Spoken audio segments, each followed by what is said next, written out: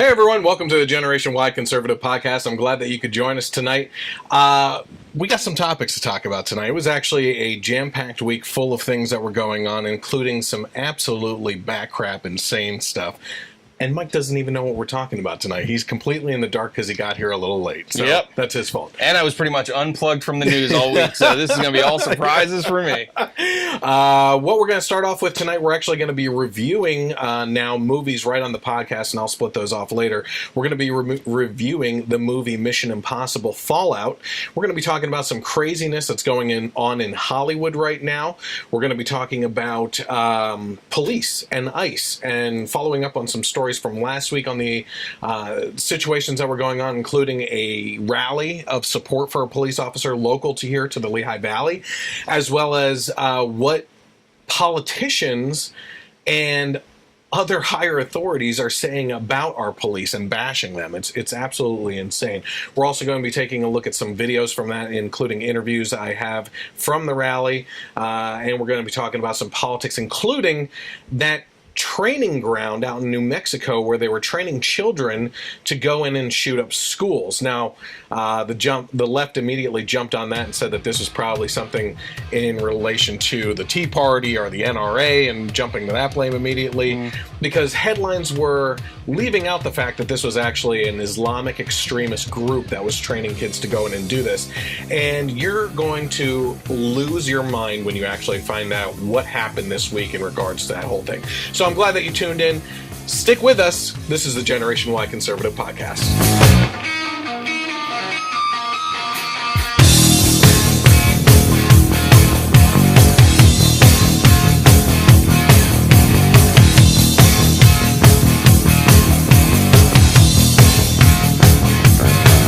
All right, I'm glad that you could join us tonight. If you're watching right now, you might be watching live on Facebook. Head over to the Facebook page and hit like and follow. You'll get notifications. That way you know when we go live on the podcast. Typically on Thursday nights is when we do it. Sometimes it's Fridays, Wednesdays, who the heck knows. Just when you click on that get notifications, you actually know when we go live. So it helps you out a little bit. Also, very important to this too, head over to the YouTube page and hit subscribe and the bell notification. You can actually do that while you're watching this right now. And I would encourage you to do that because the faster I can get to a certain level of subscribers on there, the better chance I have of actually making money, because believe it or not, I do this all for free. I haven't made a dime. Actually, I think I made $4 before they changed their algorithms and then did all this other stuff. So it's 4 more than me, Chris. I get you a nice water now and then. Oh yeah, it's true. So head over to that and hit subscribe. You can also follow along with me on Twitter at Gen Y Conservative without the E on the end. And also, if you're interested in listening to the podcast in audio form, you can always tune in on Sundays from 3 to 6 p.m. on KLRN Internet Radio. And if you miss it on the live portion, well, not live, but when they stream it on from 3 to 6, you can also catch it on iTunes, iHeartRadio, the Google Podcast Store, and on Spreaker. So there's many different ways that you can follow along with us. I encourage you to check those out and subscribe on any of the platforms that you are currently involved in. And follow along, because the truth is greater than agenda. That's our little tagline. And by the way, we are going to be saying "C'est la vie," isn't that it? To one of them. Hasta la vista. To the old bunker here. So some of the surrounding things will change in the coming weeks. We are actually moving, so it's always funny when I invite people in here to see the studio. They'll come in, they'll walk right past it and turn and go, "Oh my gosh, wait, that's the studio?" You know, it's out here in this bunker. But it's actually pretty small. I mean, what you're seeing on camera is the size of the studio here, and the camera is right up on us, so it's really small, and we're going to be expanding this out. I have a nice finished basement where we're moving to, and I'm probably going to do the studio a little bit differently. And finally, you won't see us dripping sweat or with gloves on during the winter. So it's actually going to be pretty interesting. Climate control. Yeah, exactly. It'd probably be funny, like one of the last ones that we do, they include like a little behind-the-scenes snippet of the old bunker. I don't know if I want. This is pretty embarrassing, everything else that's around here. They're going to look around and go, what the heck are they doing? They got a blow-up unicorn and an Eagles player over in each corner. Is embarrassing. Yes, that is embarrassing. Hey, Lisa, how's it going? She just tuned in there.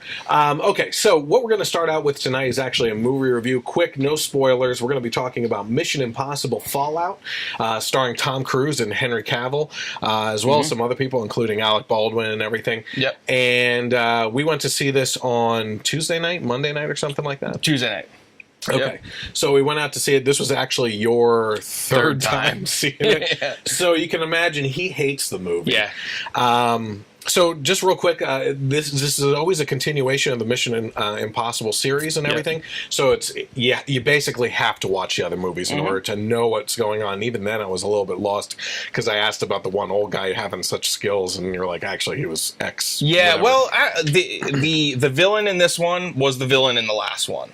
That was kind of the what tied it together, and the syndicate was mentioned from the last one as well. Yeah. But other than that, it was pretty much kind of its own self-contained I will say story. this: I am a little upset that the previews kind of gave away some big things. Yeah, like what?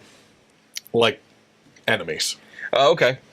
Yeah, a little bit. See, I didn't think that because it's hard to say without. Yeah, exactly. We won't go into spoilers. Yeah. Tom Cruise, how old is he? He's in his 60s, right? He's in his 50s. 50s, okay. Yeah. He's still kicking like crazy. Oh my god. He's still running like crazy. Yeah. The guy broke his ankle or something like that on one of the stunt scenes because he does all of his own stunts. Yeah, just the fact that he does all his own stunts is insane. Yeah, he's crazy. And I don't know if you know this.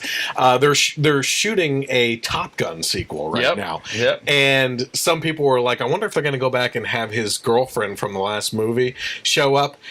You do not want to see her. No. You saw present day. Tom Cruise hasn't aged. Yeah. This woman looks like she could play his grandmother. Oh my it's goodness. It's pretty bad. Yeah. And it's bad. Yeah. It's and then there's bad. Val Kilmer. Yeah. Old puffed up. Yeah. He was Iceman. Yeah, he was Iceman, right?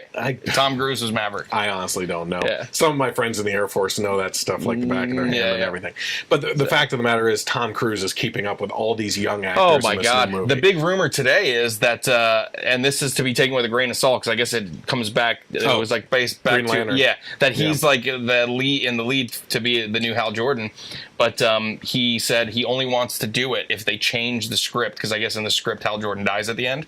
And he's like, listen, if I'm going to be in these franchise movies, I want a franchise. But this is all a rumor, so who knows? But he definitely could do it. Yep. Then we had the other big actor in the film was obviously pitched on the commercials and trailers for it, which was Henry Cavill. Superman. Plays Superman. Yep. He was in that, what was the medieval series? Was that Tudors? Or was it something else? He was in something else that my wife watched and loves him, of course. My wife loves him too. I mean... no. That's but her free pass. I don't know. I don't find him to be that great of an actor. He's kind of one-dimensional. I don't know. I think he's good. He did better in this one than I think he has as Superman. I don't think he does good as Superman. Oh, he looks like the part, I like him, but I don't think he's a good actor. I don't know. But yeah, he did a really good job in this. I think another rumor, as we were talking about with the Green Lantern thing with Tom Cruise, is that he's actually someone that people keep on pitching for the next James Bond. Oh yeah, yep. Yeah, we won't even get into the whole Idris controversy. Idris Elba, I'm okay. Okay, let's talk about it real quick. I'm okay with them having a different ethnicity for a 00 agent. Just make it a different 00 agent. Yeah. Who says that you can't have a 009? Yeah. Like whole franchise is based on 009. You know what I mean? Like just keep with the same characters. It doesn't make any sense. Yeah.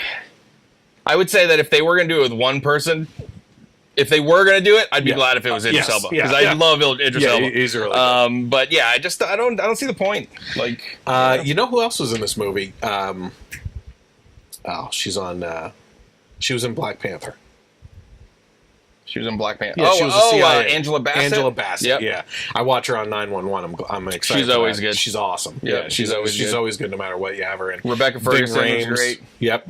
So all the acting was good. The stunts, which were really done. Oh my god. The action sequences. It was just like a nonstop. It was one after the other. Ride. Just boom, boom, boom. Chasing after chasing after chasing. It's definitely worth seeing. Yep. Just for all the stunts and all that stuff going on, and all the action sequences on the scale of 1 to 10 for this movie, I'm personally going to give it like an 8.5. I'm going 9. Okay. Yeah. Loved it. So great. Definitely go see it at least once, maybe 3 times. Yeah. Good. Where do you rank it in the Mission Impossible series? I think it might be the best one. Yeah, we can all agree 2 is the worst. Yeah. It's awful. Yeah. 1, I think, is the second worst, but it was good. Oh, really? It was really well, the good. thing is, I think 3, 4, 5, 6, like, they've just been awesome. Yeah, it goes. And I thought 1 was really good, too, but 2 is just... Yeah. So, Mission Impossible Fallout, it's out in theaters right now, actually. Get out there and go see it. It's worth seeing on the big screen. Yeah, okay. for sure. Speaking of Hollywood stuff, Ruby Rose. Mm-hmm. You can find her on. She was in The Orange Is the New Black. I haven't been caught up on the new seasons or anything. I never watched it. Tracy watches it. Okay. Yep. She is the Meg. She was in the Meg. She was in the Meg. I thought she did horrible in that. Oh, I thought she was one of the best parts as far as acting. That doesn't say much. By the way, we went to see the Meg. Yeah, let's do a Meg. Well. We went to see a Meg. We can maybe throw that in next week since we don't have other movies. We went to see that one, and we were basically the only 3 people in the theater. Yeah, you know, there were a couple people. But it made double what it was projected it was to make. Huge. It was projected to make around 20 million. It made around 44. Yeah. But it was basically people should have paid to sit behind us like Mystery Science Theater 3000 just for the commentary coming from us out loud on it, because the movie was just that crazy and horrible acting. It's basically like taking Sharknado acting into a movie big budget movie. It was like, even Jason Statham, you're like, had a couple of stinkers in there line wise. Stinkers. But you know, I had fun. Yeah. And the shark stuff was cool. Yeah. But man, some of the acting was just unreal. I bet she was a bright spot, but everyone else was like that, you know. Ugh. Well, a lot of it was script. Yeah. I feel like there were certain characters where it was script and acting was just not that good, but for other people it was script, you know. So. Well, in regards to Ruby Rose, who was in the Meg, like we just said, she is actually slated to play the Batwoman on the CW, which has really taken off. Obviously, we started off with Arrow, which launched the whole DC universe on the CW into The Flash, into DC Legends of Tomorrow, and Supergirl came over from CBS, ABC, I think, or CBS, ABC. yes, I think it was CBS.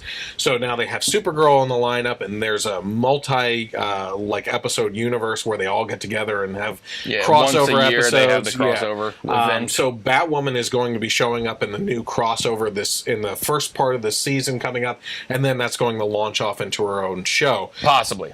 They said she's definitely in for the crossover, and then they would see how and then would see. Yeah. But one thing that we talked about, I think, on one of the podcasts was that, you know, she is playing a lesbian character, that this Batwoman, and apparently after further looking into it in the comics, for this specific Batwoman, she is a lesbian and everything. But it's just like... But if they can make James Bond black, they can make Batwoman straight, I'm just saying.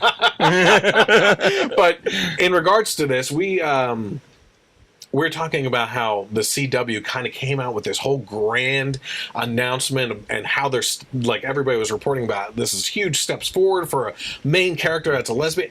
Every CW show has main characters that are lesbians, you know what I mean, or gay or anything like that. And it's not that I care, it's just you're making a big announcement to try and push something that's already going on all over the network and everything. Well, Ruby Rose quit Twitter this past week from backlash, right? And you would think that was because of conservatives. Now, the crazy thing, as I read the backlash and the articles coming out about her playing this character and everything, they don't really get into specifics. They just say the backlash from the fans and everything. And they're trying to almost play it off like so that you read into it like, oh, it must be conservatives. You know, it's not. They're saying she's not gay enough, and she's actually come out as a bisexual. So the left, just like a couple other things we're going to talk about tonight in regards to this Jungle Cruise movie coming out from Disney and everything. Same thing on that one. The left is saying, instead of hiring her, you should have hired an actual lesbian actress, because this Ruby is not gay enough. And then there's a second part to this too. You know, right? Apparently the character is also Jewish, and then people were also saying, oh, well, she's not Jewish, so she can't play this character. Oh my because, gosh. you know, acting isn't supposed to be acting like someone else. It's supposed to be, you have to be...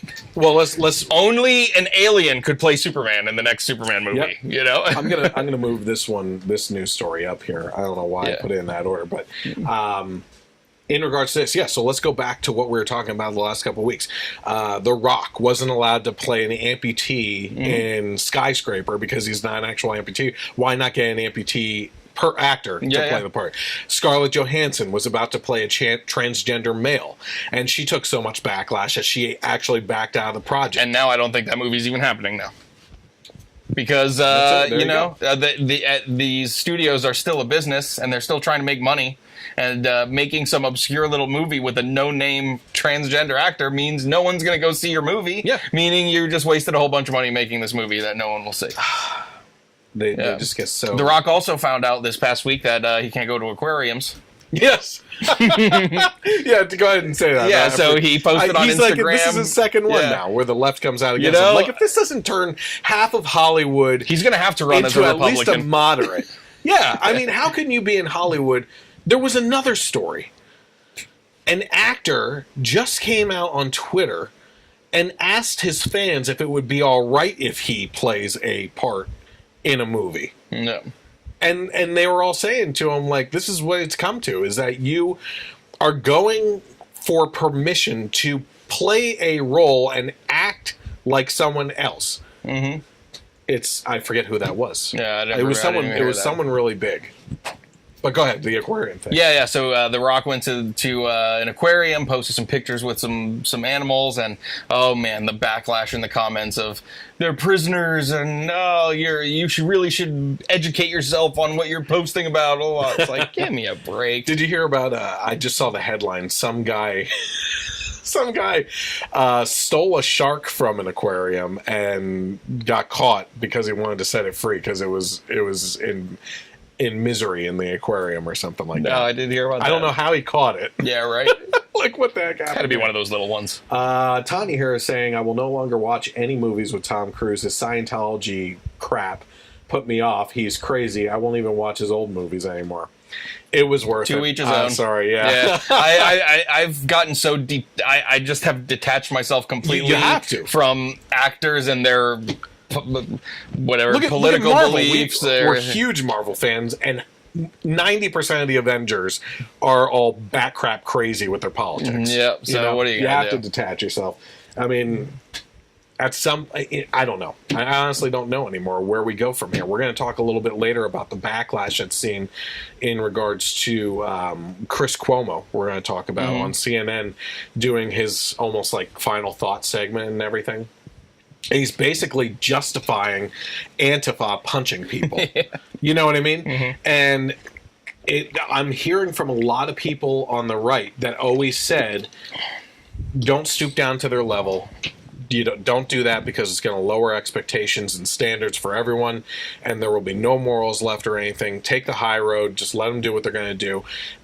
They're starting to say fight back now. A lot of people. Gavin. Yep. McGinnis is one person that says that you should take a Malcolm X approach instead of a Martin Luther King approach. Mm-hmm. Martin Luther King, obviously going into the comics territory and everything, the X-Men was based off of the conflicting political ideologies of Malcolm X and Martin Luther King. Sure. Whereas Professor Xavier was Martin Luther King's style. Yep. Let things be, let them do to us what they're going to do, and let that show, and we'll have sympathy on our side, or empathy. Whereas Magneto took the Malcolm X approach of, if they hit, you hit back, or you hit first. Yep. And that's what a lot of people are starting to say now, and that's a pretty scary thing, because I've been saying for a long time, I don't believe we're getting into a civil war type scenario with people, but if that's what it devolves into, I don't know. Mm-hmm. We're in trouble. They would hunt us down. At least we have the guns. But they're trying to. Yes. Yeah. If it gets that bad, sticks and stones liberals are not going to break my bones before a bullet gets to your butt.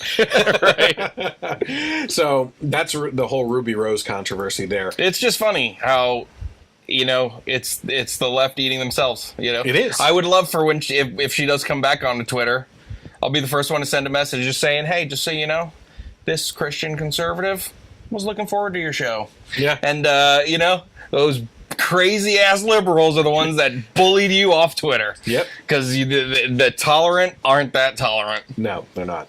So according to Screen Rant, along the same lines here, Jungle Cruise is a new Disney movie that's coming out based on the ride. Apparently, there's a bunch of Disney movies that are coming out based on rides that are in Disney World. It makes sense. I mean, Pirates of the Caribbean started off that way and everything, too, and that's seen mild success. Yeah, right. So the headline here on Screen Rant says, a Jungle Cruise receives backlash for stereotypically gay role. Okay. So it says Disney's upcoming action-adventure Jungle Cruise is facing backlash for casting a straight man, Jack Whitehall. Do you know who that is? Nope. No. In a stereotypically gay role. This will be the second time that Disney featured a gay character in a live-action children's movie, following Josh Gad as Gaston's loyal henchman, LeFou, but it will be the first instance of an openly gay character. Based on the Disney theme park attraction of the same name, Jungle Cruise will feature Dwayne "The Rock" Johnson as a boat captain named Frank, who's been hired by a sister and brother played by Emily Blunt and Jack Whitehall, respectively. Their goal is to travel down a river in order to discover a tree that allegedly possesses the power to heal. The movie also stars some other people. Paul Giamatti. That'll be good. I'm just looking through the names here. No one else I actually recognize.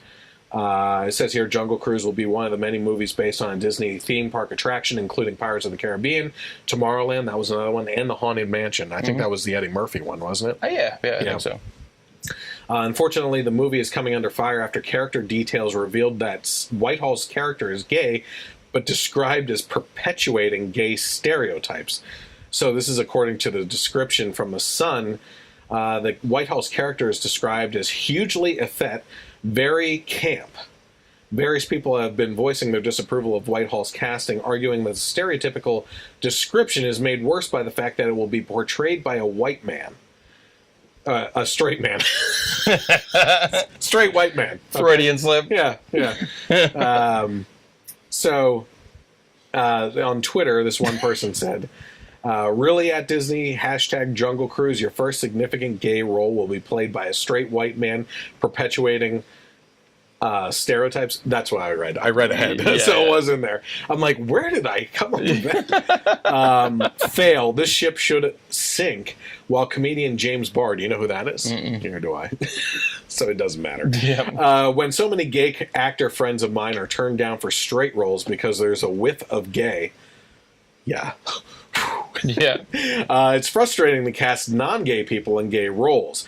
That said, some people object to the criticism, arguing that an actor should be able to portray any person, no matter their sexuality. Michael Rappaport responding to Barr by tweeting, "No, I want real boxers playing boxers and real alcoholics playing alcoholics. Who needs Denzel when you can get the real thing?" He's making fun of him, obviously. So Jungle Cruise. I mean, do they want it so that gay actors can only play gay roles? Oh, the wheels are turning. Just saying. No, that's for the 90% of straight roles in Hollywood. Well, that's why they have to disqualified. That's why they have people. to shoehorn an LGBT character into every single movie and TV show that there is, you know, and then say that it's non-existent out there. Bull. Yeah. And the problem is, like, if it's something that's there that makes sense, just like any straight role, I don't mind it. Honestly, I really don't mind it. You know. But it's just the majority of them you're watching and you're like, they put that in there just to put it in there. Yeah. They shoehorned it, you know? And I think even we've mentioned in the past people in the LGBT community that have said it just feels off because you know they shoehorned it. And they've said it in their own community too. It's crazy. Anything else on that before we move on? I wouldn't be surprised if, like, the majority of people complaining aren't even gay.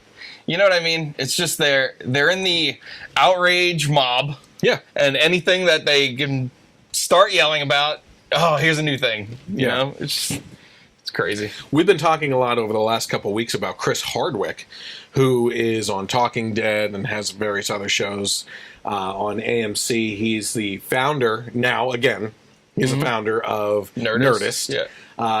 So much so that his original Twitter, I don't know if it's still. No, I don't. Well, his Twitter was Nerdist. At Nerdist. Yeah. So it says, last week, Chris Hardwick's name was restored to the Nerdist website.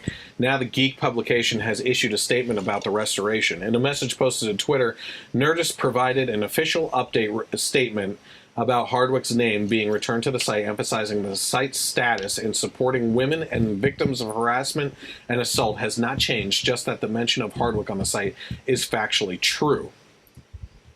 So let me read their actual statement here. Hi, everyone. Last week, our parent company completed its investigation into the allegations against Chris Hardwick and issued a statement on our site that reinstated a mention of Hardwick as the founder of Nerdist, which is factually true. This statement is not intended to imply any change in our ongoing support of women and victims, nor does it change our business relationship with Hardwick, which concluded in 2017. Our shows and stories are created by a team of people dedicated to making nerd culture and the internet a more positive, inclusive, and thoughtful place. We hope to continue to embody that mission with our content, our community, and most importantly, our actions. There are many ways that you can help a friend or loved one who has been affected by abuse and violence. Violence and abuse have psychological, emotional, and physical effects on the survivor. These effects aren't always easy to deal with, but with the right help and support, they can be managed. There are resources and support available. They go on to list a bunch of different ones and a site that you can donate to as well. Now, if you haven't been following along with the Chris Hardwick story, AMC conducted an investigation into the allegations made by his ex-girlfriend that he was an abusive person and found that there wasn't any evidence there for it, right? Immediately upon the statement from his ex-girlfriend, it was believed by a plethora of people, including the Nerdist Empire, right? Yep. And some people in Nerdist itself, like the reviewers or journalists, I guess you could say, came out and called him a pig and everything. Yeah. Without any evidence to or for or against him, right? Yep. And so they removed mention of him as one of the founders of Nerdist, right? And now they're issuing a statement that they're applying that to their website that he was a founder. Even if he was guilty, does that change the fact that he was a founder of the website? Yeah. Just revising history. Yeah, yeah. We don't have to mention that this was actually something, that he was the person that started this empire or anything. And on top of that, they concluded an investigation that found him, at least in the meantime, based on no evidence at hand from this woman, not guilty. Yeah. And even with those results, you have them going on and basically saying, we're going to reinstate his name onto the website and everything, and here's a bunch of different things for crisis hotlines and everything else. Not that that's not needed. Listen, that kind of support to throw out there is valuable to people, but you're essentially implying that he got away with it. And here's some resources against people like him. They didn't mention anywhere that an investigation into the allegations against Chris Hardwick were found to be empty. Or anything. They went on and said that that they're just putting it back on the website. That's it. Yeah. And he's back on the AMC show. He had a tearful kind of thank you to the fans and the audience and everything. Yep. And it's just gotten to this point where it's a kangaroo court of public opinion on everything. And they tried to destroy careers. Yeah. Of people. And Hardwick is one of the only people so far in Hollywood that we've seen an active investigation on to clear his name, right? Whereas all the other ones are just like, hey, you're out of here. You have allegations against you. We can't have you tied to our projects anymore, whether it's true or not, right? Danny Masterson, yes. He's on The Ranch. We finally just got caught up to the end of this current season and how they write him off of the show. Yep. Because of he has allegations against him as well. Yep. Awesome show. Again, can't push it enough for conservative comedy and everything. It's really funny. It's really raunchy, though, so you can't watch it around kids. If you do, you're a bad parent. Yeah. And you're going to hell. But in regards to Danny... there were allegations against him. I don't think he admitted to them, but there was no investigation into it. And honestly, I think that the show's going to suck without him because there's a core group of main characters, and he was one of them. And the interactions between him and Ashton Kutcher as the brothers were one of the main components of that show. You know?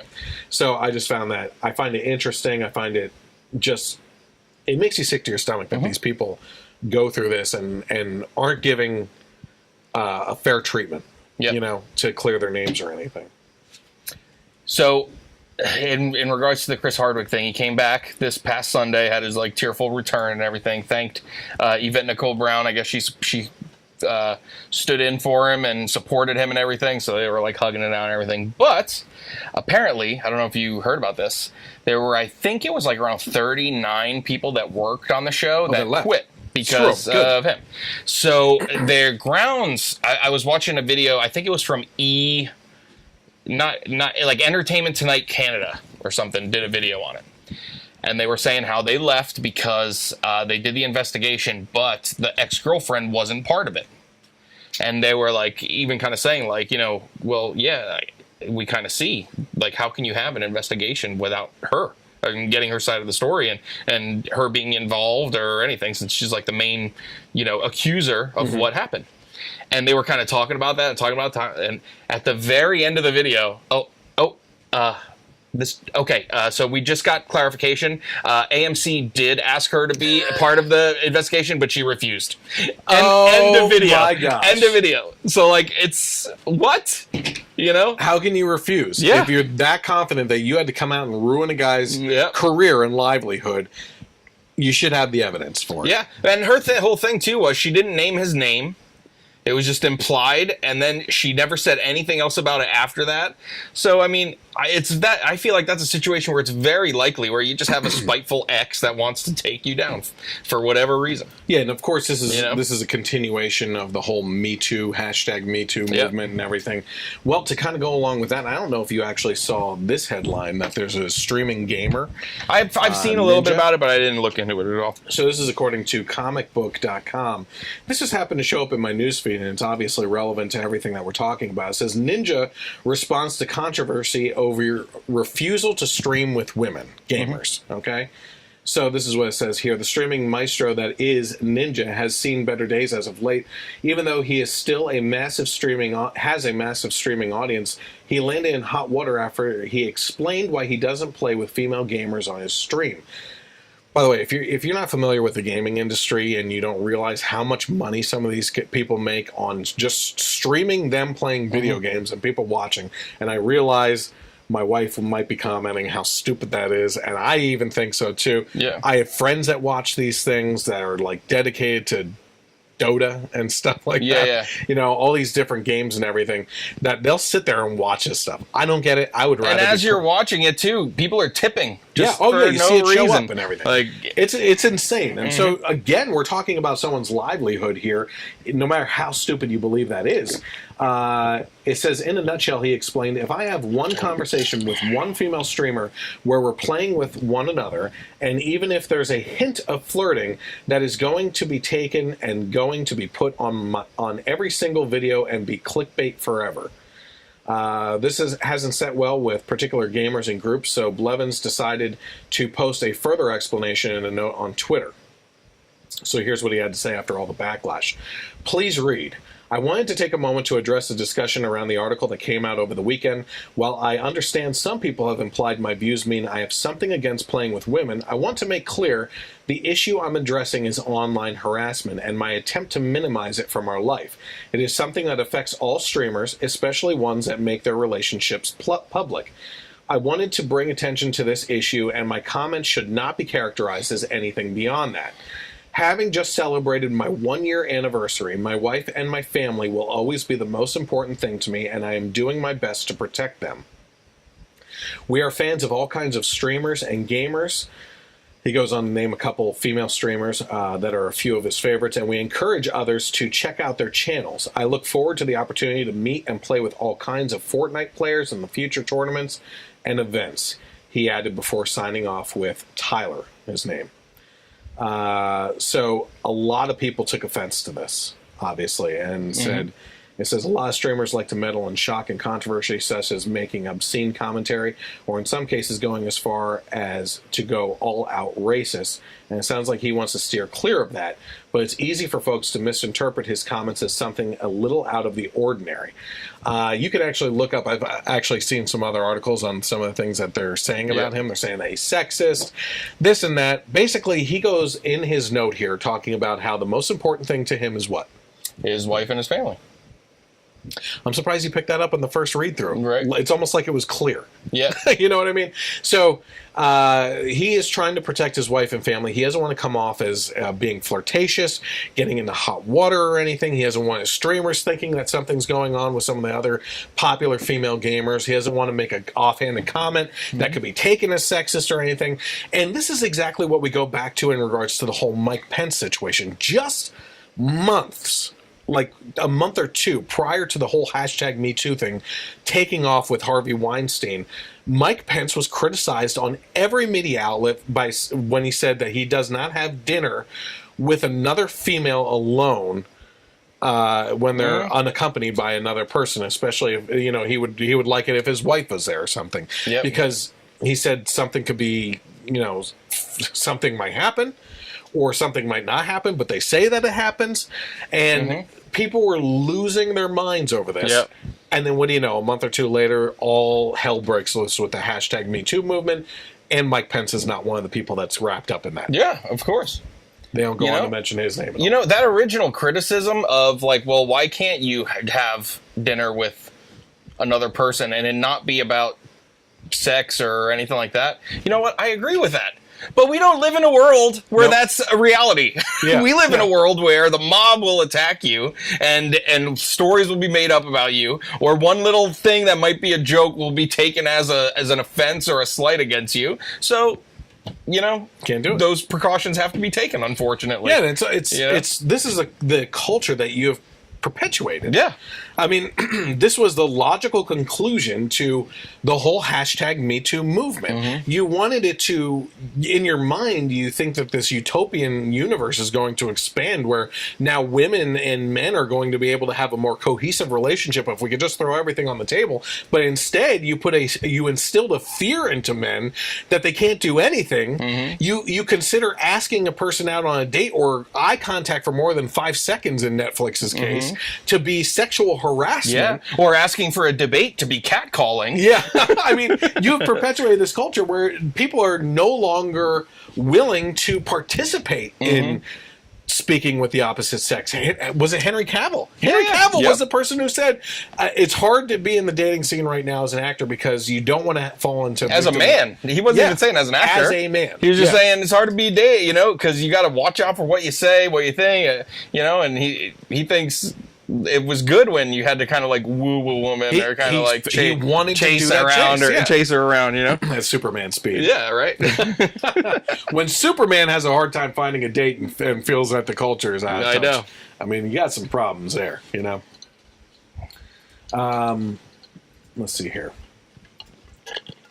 So that is this gamer who... I'm on his side.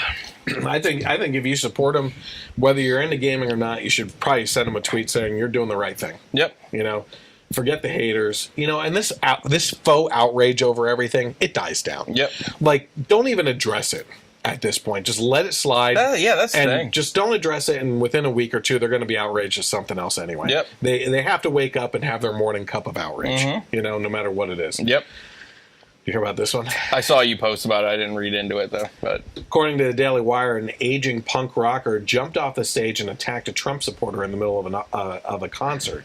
You a fan of Social Distortion? Nope. Okay, me either. I honestly don't know who they are. Yeah. I had a couple fans on the site say that they were a fan of the music and stuff. It says a fan of the once big band Social Distortion went on to a recent show in Sacramento and says that the lead singer attacked and brutally beat him because he was a supporter of Trump. Tim Hildebrand, who describes himself as a Republican farmer, says the singer, a 56-year-old Mike Ness, began ripping on Trump and America during the band's July 15th show at Ace of Spades. Hildebrand took offense, according to CBS Local Sacramento. He said, I stood pretty much with my silent protest with my middle finger up for the next 2 songs. Ness didn't like that, and in the video you can see him motion Hildebrand to the stage where the singer spits in his face. Hildebrand says the two were yelling at each other when Ness lunged towards him. He said that he told Ness, I pretty much said I paid for your music, not your politics. I paid for your football, not your politics. But apparently his silent protest of holding up his middle finger is a lot different than kneeling down and having that as a silent protest, you know? Not that I'm saying, listen, because if we start down that road, then you could say that he shouldn't be holding up his middle finger. If you're on our side and you don't believe that they should be kneeling. Yeah. But on the other side, they can't say that kneeling is a silent protest to something that doesn't involve cops or our military. It's also a little but different. That this is okay. It's also a little different, too, that because he is the customer. Yeah. And in football, they are not the customer. They are the workers. They're the ones providing the service. Yeah. Yep. So the fans pay to go for football, not to see kneeling. He paid for music, not to hear protest. So he's protesting the fact that he's not getting what he paid for. Yeah. So it's different than levying that same criticism against him. So let me see if there's someone commented here real quick. Because it appeared... nope. Okay. So let's go to the actual video of what happened there with the social distortion fight. Let's take a look at that.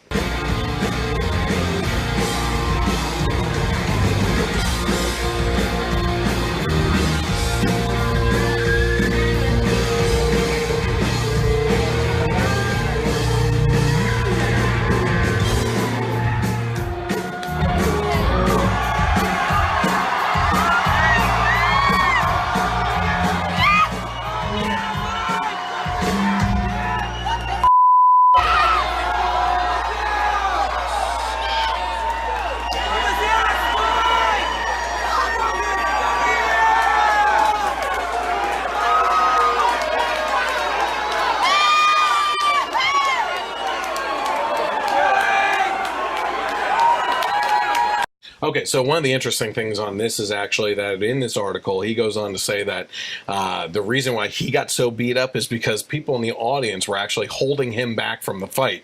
So he was basically held back and beaten to a pulp, and not allowed to fight back. You know, this singer got down after spitting in his face and attacked him. You can actually see and hear in the video people screaming support for the singer, like to kick his butt. You know, this is exactly what I'm talking about the whole fighting back thing.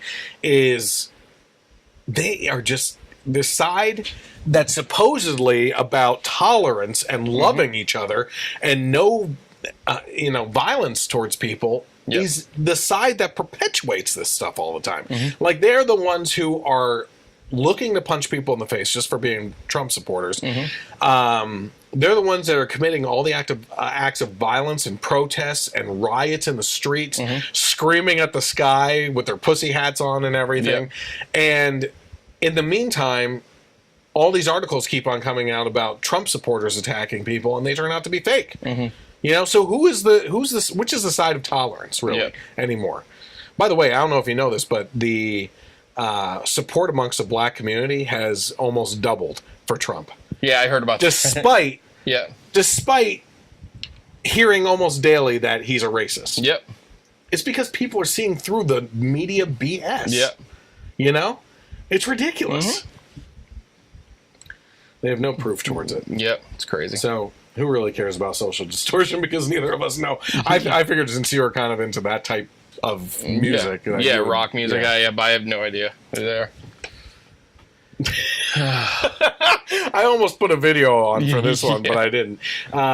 So according to multiple websites, NFL.com and Access Hollywood or Inside Edition, I think is where I watched the video, there are now going to be officially 2 male cheerleader dancers on the field in the NFL this year.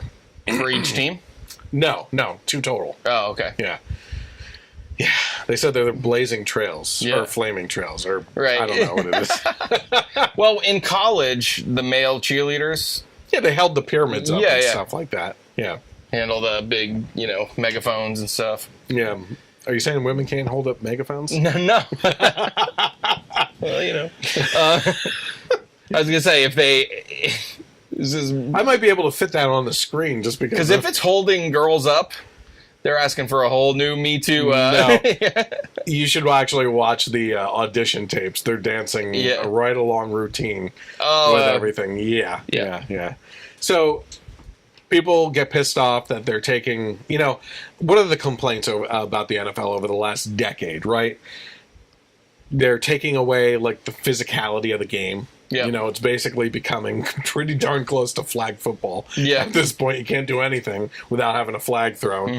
The whole kneeling controversy is pissing people off, and seriously took a bite out of the ratings and viewership of the NFL. Like, there's a lot of people that I talk to that don't watch it anymore. Yeah. You know, diehard fans that don't watch anymore. Yeah. And they picked a good time to stop when the Eagles are winning.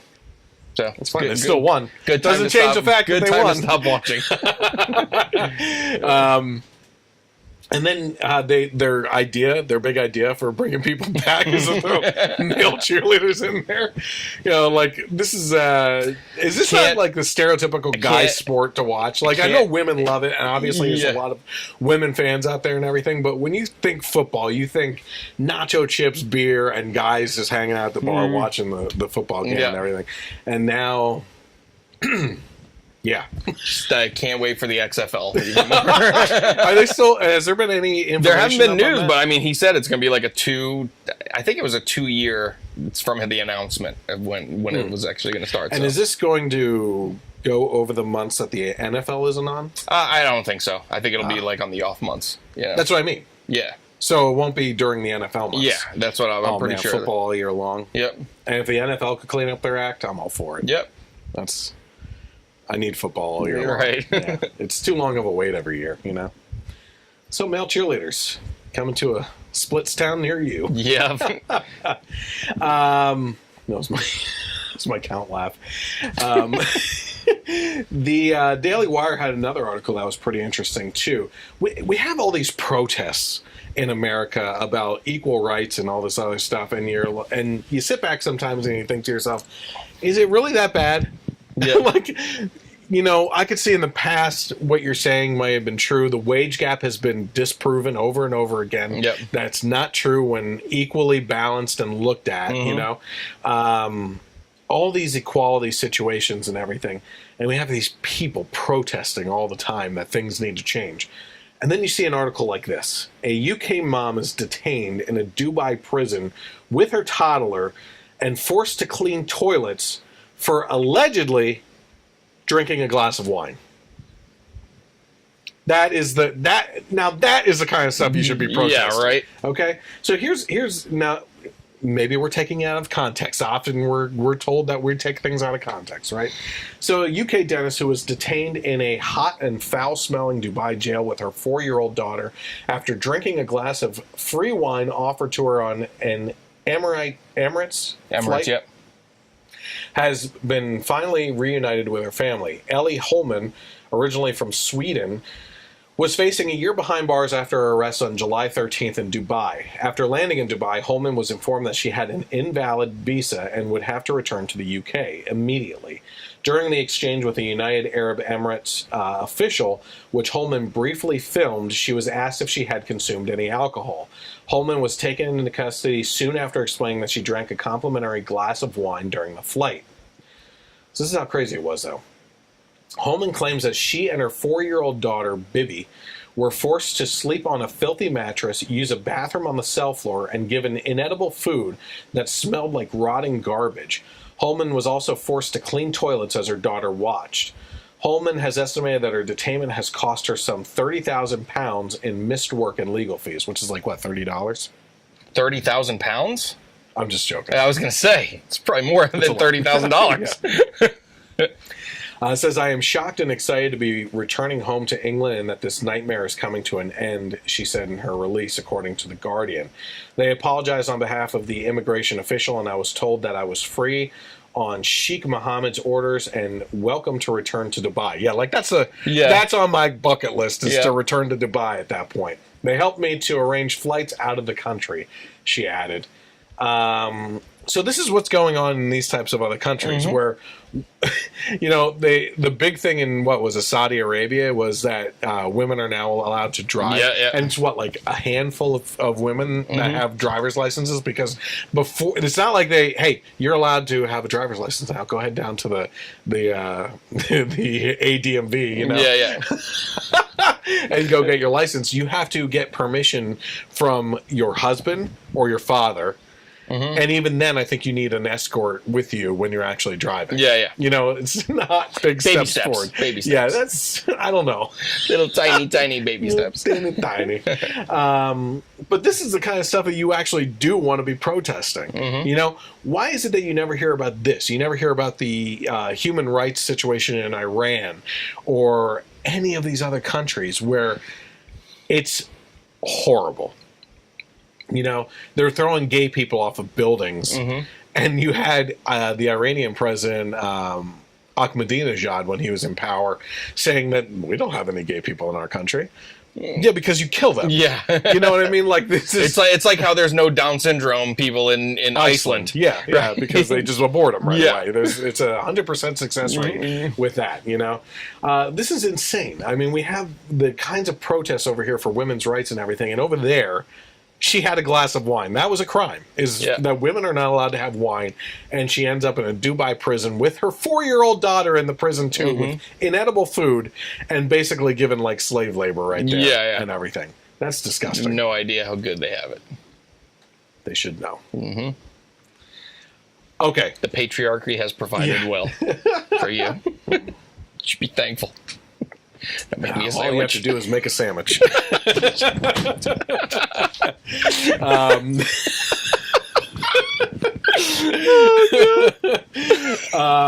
Okay, so we've actually talked about this a couple times because there was the original story that the East Penn School District here in the Lehigh Valley had some LGBT-related videos shown to students.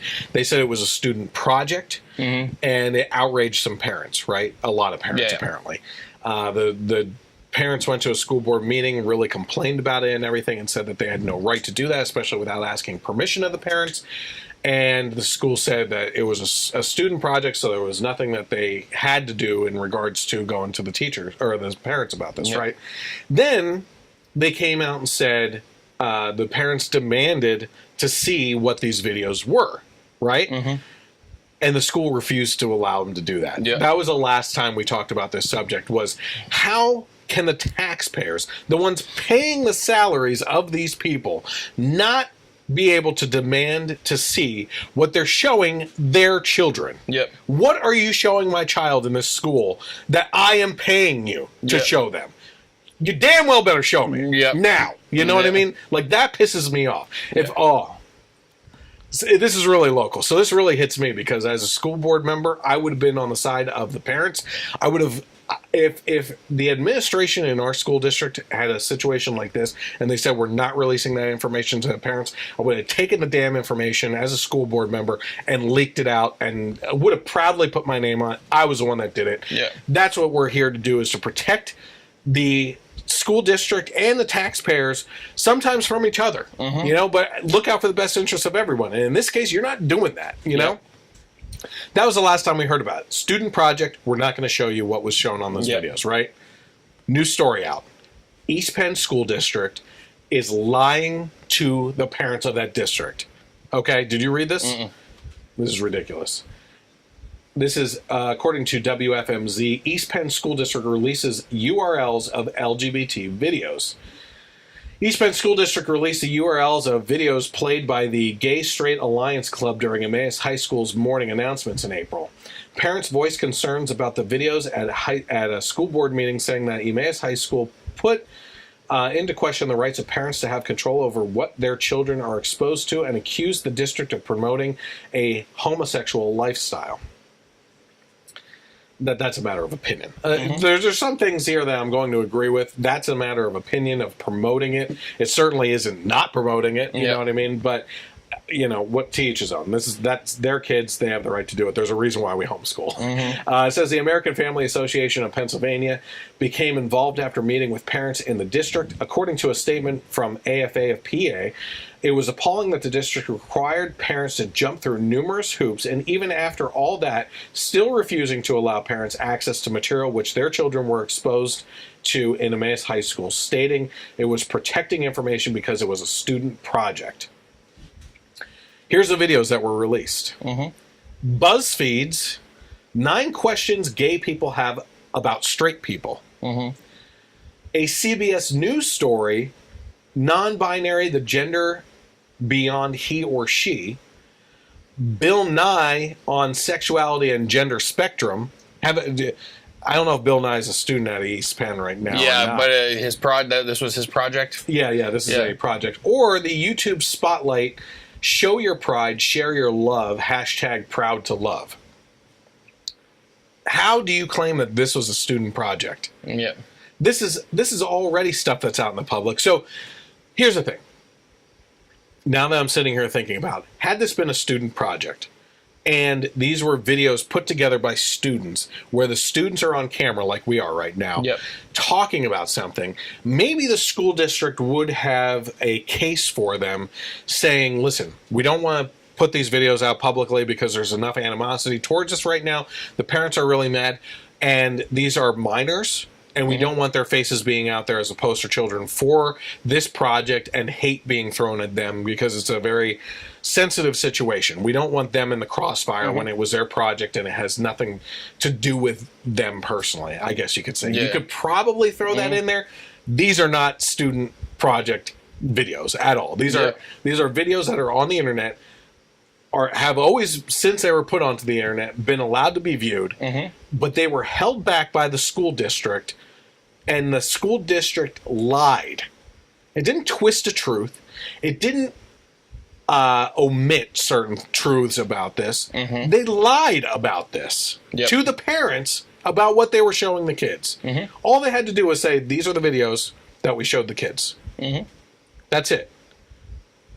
This is ridiculous. Yeah. This is beyond infuriating. Just think about it this way. If you're an advocate or an ally of the LGBT community, I don't really care. I honestly remove the LGBT situation from this circumstance. Right? Let's take that completely out and just say there were videos that were shown at the school that the parents want to know what was on them, and the school district is refusing to show the parents. That alone is horrible.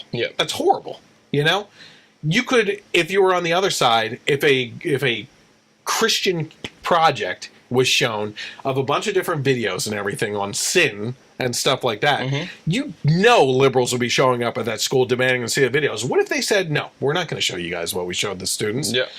Doesn't matter. It was a student project, and then you find out that it was sermons online. You know, I'm not. This is blowing my mind. I would have a torch and pitchforks outside. Not torch the school. Don't do that. But outside, I would be protesting this school so hard, it's unbelievable. This is infuriating. There's no other word for it. You know? It's clearly like a teacher just saw these videos and was like, oh, I like this. We should show it in the school. And then just showed it in the school. It's like...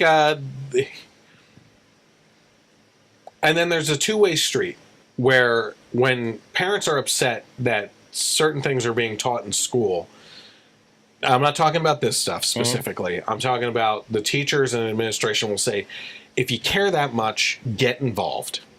That's what they say. This is always the thing. You know, show up to a school board meeting, voice your concern, tell us what you want in the school district, be there, be involved in your kid's life and everything. But the second you ask to be involved in something controversial, they're like, no, you can't question us on that. We don't want you involved. We don't even want to show you what we're showing your kids. That is absolutely bat crap insane. Bat crap insane. But certainly, if you're watching right now, because there are some people on here and everything, join in. Let me know. There's a couple people watching. I just want to know what some of you think about just the idea that they will not show the parents what they're showing the kids. And I'll read off some of your comments then as well. Okay, so we're going to keep to some more local things, and even though this past story on the school district and this one about this police officer are local, it's a nationwide type thing, it's relevant to what's going on in the country. Absolutely everywhere. So you don't want this happening at any school, right? Last week, we talked about a rally in support of this Officer Roselle, right, outside Dorney Park. If you're not familiar with the situation, what happened was New Jersey family or boyfriend and girlfriend and some sort of kid or something was involved. Was at Dorney Park, Wildwater Kingdom here in Allentown, Pennsylvania. The male boyfriend or father or whatever he was left the park, and they thought that he drove back to Jersey or something like that. I don't know if there was a separate car situation or what was going on. What he ended up doing was going out into traffic on Hamilton Boulevard, which is a 4-lane road, right? Yep. Right in front of the park there and everything. And proceeded to hang off of driver's side view mirrors, riding him down the street, jumping on the car's hoods. And the one woman that we know that my wife is friends with, he knocked on her window. They rolled it down a little bit. He said, I need help. They asked what he needed help with. He grabbed the edge of the window, pulled down, and broke the window while they had their family inside, kids and everything, right? So an officer shows up, Officer Roselle. He's in his SUV, police vehicle, and he pulls over and he asks the guy to come over and start talking to him. In the witness videos, this is all documented on video. Roselle, the guy goes up to Roselle, Santos is the guy's name, and starts talking to him through the window. Everything seems to be settling down at that point. Santos goes to the front of the vehicle, jumps up on the cop's hood, and the cop takes off down the road, not fast. He just pulls ahead and off into the grass to get this guy off of his hood. So now he's jumping on the cop's hood, right? Yep. This guy is on something. Yep. You know, that's an assumption. I was about to say, has there been any toxicology hasn't come back on it yet? So I am fully admitting that this is a assumption on my part, assumption on many people's parts as well. Has to be. I mean, what kind of person not under the influence of something would jump on a cop's car? Yeah. Like, if it's one thing if you're just a prick and you're jumping on people's cars out in traffic and stuff. God, even if you're a prick, how is that something you do? Yeah. Like, I've never heard of such a thing. But you have to be on something to be on a cop car. You know what I mean? So the guy gets off the car. He goes past the Officer Roselle's vehicle and everything, and he starts heading back out into traffic, right? And there's another video showing this. Roselle 5 times goes and tells Santos, get down on the ground and put your hands behind your head. As he's saying this, the guy, Santos, turns around, starts walking back towards the police vehicle. He gets to the back bumper of the police vehicle when it looks like Roselle shot him 5 times, right? And the guy died. Yep. There was a rally to support Officer Roselle and all cops this past weekend on Sunday. Our running joke on that one was, of course, it was organized by someone that's probably a conservative Christian because it not only fell on the weekend, but after church as well. Yeah. Whereas liberals usually protest during the week because they have nothing better to do. Yeah. You know? No job. Yeah. So there was a rally to support this officer and all officers, really. And there's some things from that I have to show here. So while I was at the rally, I got to interview 2 people. And I was interviewed myself by multiple media outlets as well. I guess no one really wanted to throw their name out there. Let me bring up a couple other things for you here. Things you're not going to hear about. Number 1, I don't want to say exactly who. If I give too many details, it will give this away, and I don't want to do that to this person because I met them. There was a person involved in this rally who received death threats because he was going to the rally. And his house was apparently put under 24-hour surveillance by police until further notice because he was told that they were going to burn down his house if he went to the rally while he was at the rally. Okay? Just for supporting. Now, I think that this is something that we really need to point out here is that there's a big difference between a rally and a protest. Yeah. Right? Protest is screaming people down. It's getting in their faces. It's like picketing and like doing these stupid chants and mic check crap and stuff like that. This was showing up for support for the police officers. Now, I'm going to show you a couple videos and everything. There's people were holding signs, honk if you support police. It's hard to hear my interviews because there's a lot of honking going on. So not only did we have around 200 people show up to rally in support of this officer and all officers around the country, but specifically our area here, but you had people that weren't at the rally that were passing by honking in support of them as well. So let's take a look at the first interview with someone that showed up to that.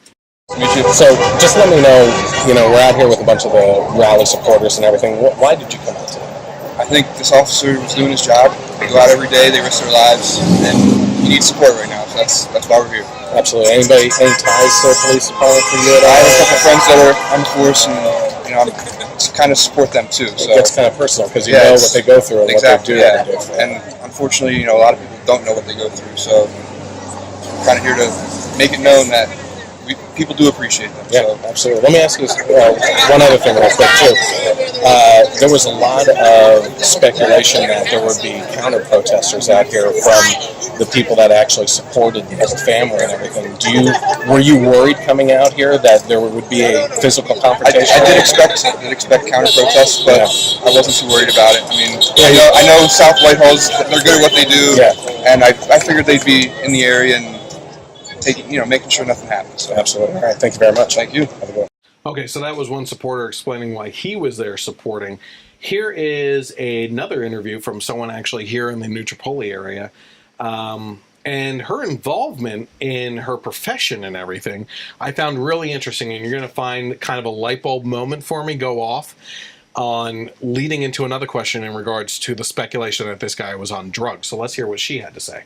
Nikki. And Nikki, why did you come out today to the rally to support police officers? I work as an EMT for Citron Ambulance, so obviously my job relies a lot on the cops being there. When we go on call for domestic disputes, we don't enter the building until we know that the cops are there. So they look out for my back. I'm here to show them I have their back too. Yeah. He did what we paid him to do, and that's protect our community. Absolutely. So, as an EMT, one of the situations that you just laid out there is you have to make sure that the area is safe for you to do your Scene job. safety is our number one. Absolutely. So knowing that, one of the things that people were saying on the way out here is that there was going to be a possibility of counter protests, basically, and that there could be a physical confrontation. Were you worried about that coming out of that? I was a little bit. I didn't bring my kids with me mainly because I wanted to make sure that, if something did happen, I was here. But I have a jump bag in my car, and I was prepared that if it did get that way, the EMT Nikki was going to jump in, and I was going to do my part that way.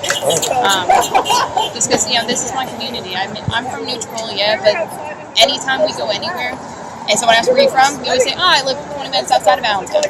Allentown is still my home. Yeah, absolutely. That's my hometown still.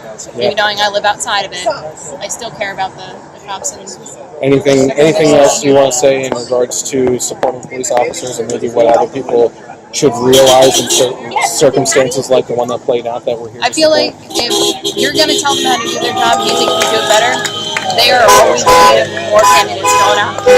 The comment that the family had made about how they want, or the NWAC said they want integration of blacks and Hispanics into the South Whitehall PD. We all pointed out, we don't have it in EMS either. We don't see it because they're not applying. We're not turning anybody away. We have plenty of open spaces if they want to work with us. So I have one more question for you, because this is something that's really coming up a lot with what people are talking about. And with your profession, I think you're the perfect person to ask for it. There seems to be, and it's only speculation at this point, this guy was probably on some sort of drugs the way he was acting, right? And a lot of people are saying maybe the police officer should have tased him or maced him or something like that. I hear from a couple people, and I've seen videos as well, that if you're on some crazy drugs, those things don't affect you. But you would know better in regards to that. I've had conversations about this with some of our medics, and they told me between either certain drugs or a big thing we just recently started learning about with excited delirium and our medics being armed with ketamine. Yeah. It doesn't work that fast, and tasers, if you don't feel pain, the taser's not going to affect you. And we saw on camera recently a perfect example of that, and that's what happened with Trooper Kelly out on 33. So, I guess, semi-unrelated to that, are there any specific types of drugs that you've seen this type of thing play out where the tasers and the mace would work? I wouldn't be able to name them. No, okay, because I was just interested in looking out for when that toxicology report comes out. Yeah, but pretty much anytime you're high on just about anything, bath salts I know actually, now that I think of it, bath salts are one that I know I've been told that you try and taste them and it doesn't do anything. They may go down for a second, but they're going to get up and they're going to have a lot more adrenaline now. Yeah, absolutely. All right, well, it was nice meeting you. Thank you for saying that. Okay. She was really awesome. There were a couple. Everyone I met there was really good. There were a couple people that didn't want to speak on camera, mainly because of exactly what I was talking about before, about the backlash from the community. Yep. And Actually, one of my friends, I consider him a friend, is one of the main anchors on the morning news in the area here, and he sent me a private message because he posted the news story about the cop, and he said, I find it interesting, you happen to be one of the only people that's commenting on this story in support of the police officer and not in support of Santos. Why is that? I said, that's because everybody's afraid to support police officers anymore, because they're being villainized in our society and everything. And the second that you come out in support of an unpopular opinion that's kind of going mainstream, you are publicly shamed and you have death threats thrown against you, which is exactly what I was talking about one of the people involved in this rally.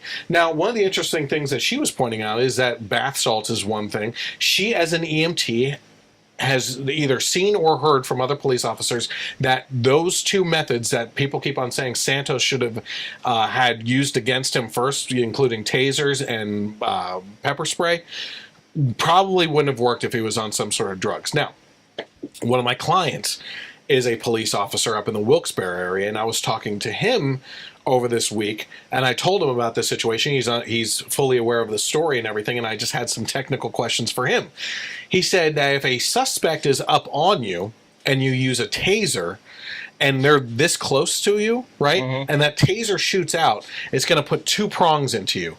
The current runs between those two prongs. That's it. So if you hit someone like right here, it's going to disable this arm, but that's it. Right? So you have to shoot from a far distance so that those things go into like your leg and your upper arm so that the shock is running between those two and completely disables.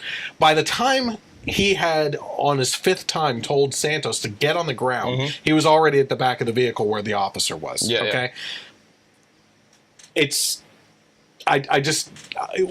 We can't, it's a speculation. We can speculate. We can't say for sure, right? We can't use that against them right now.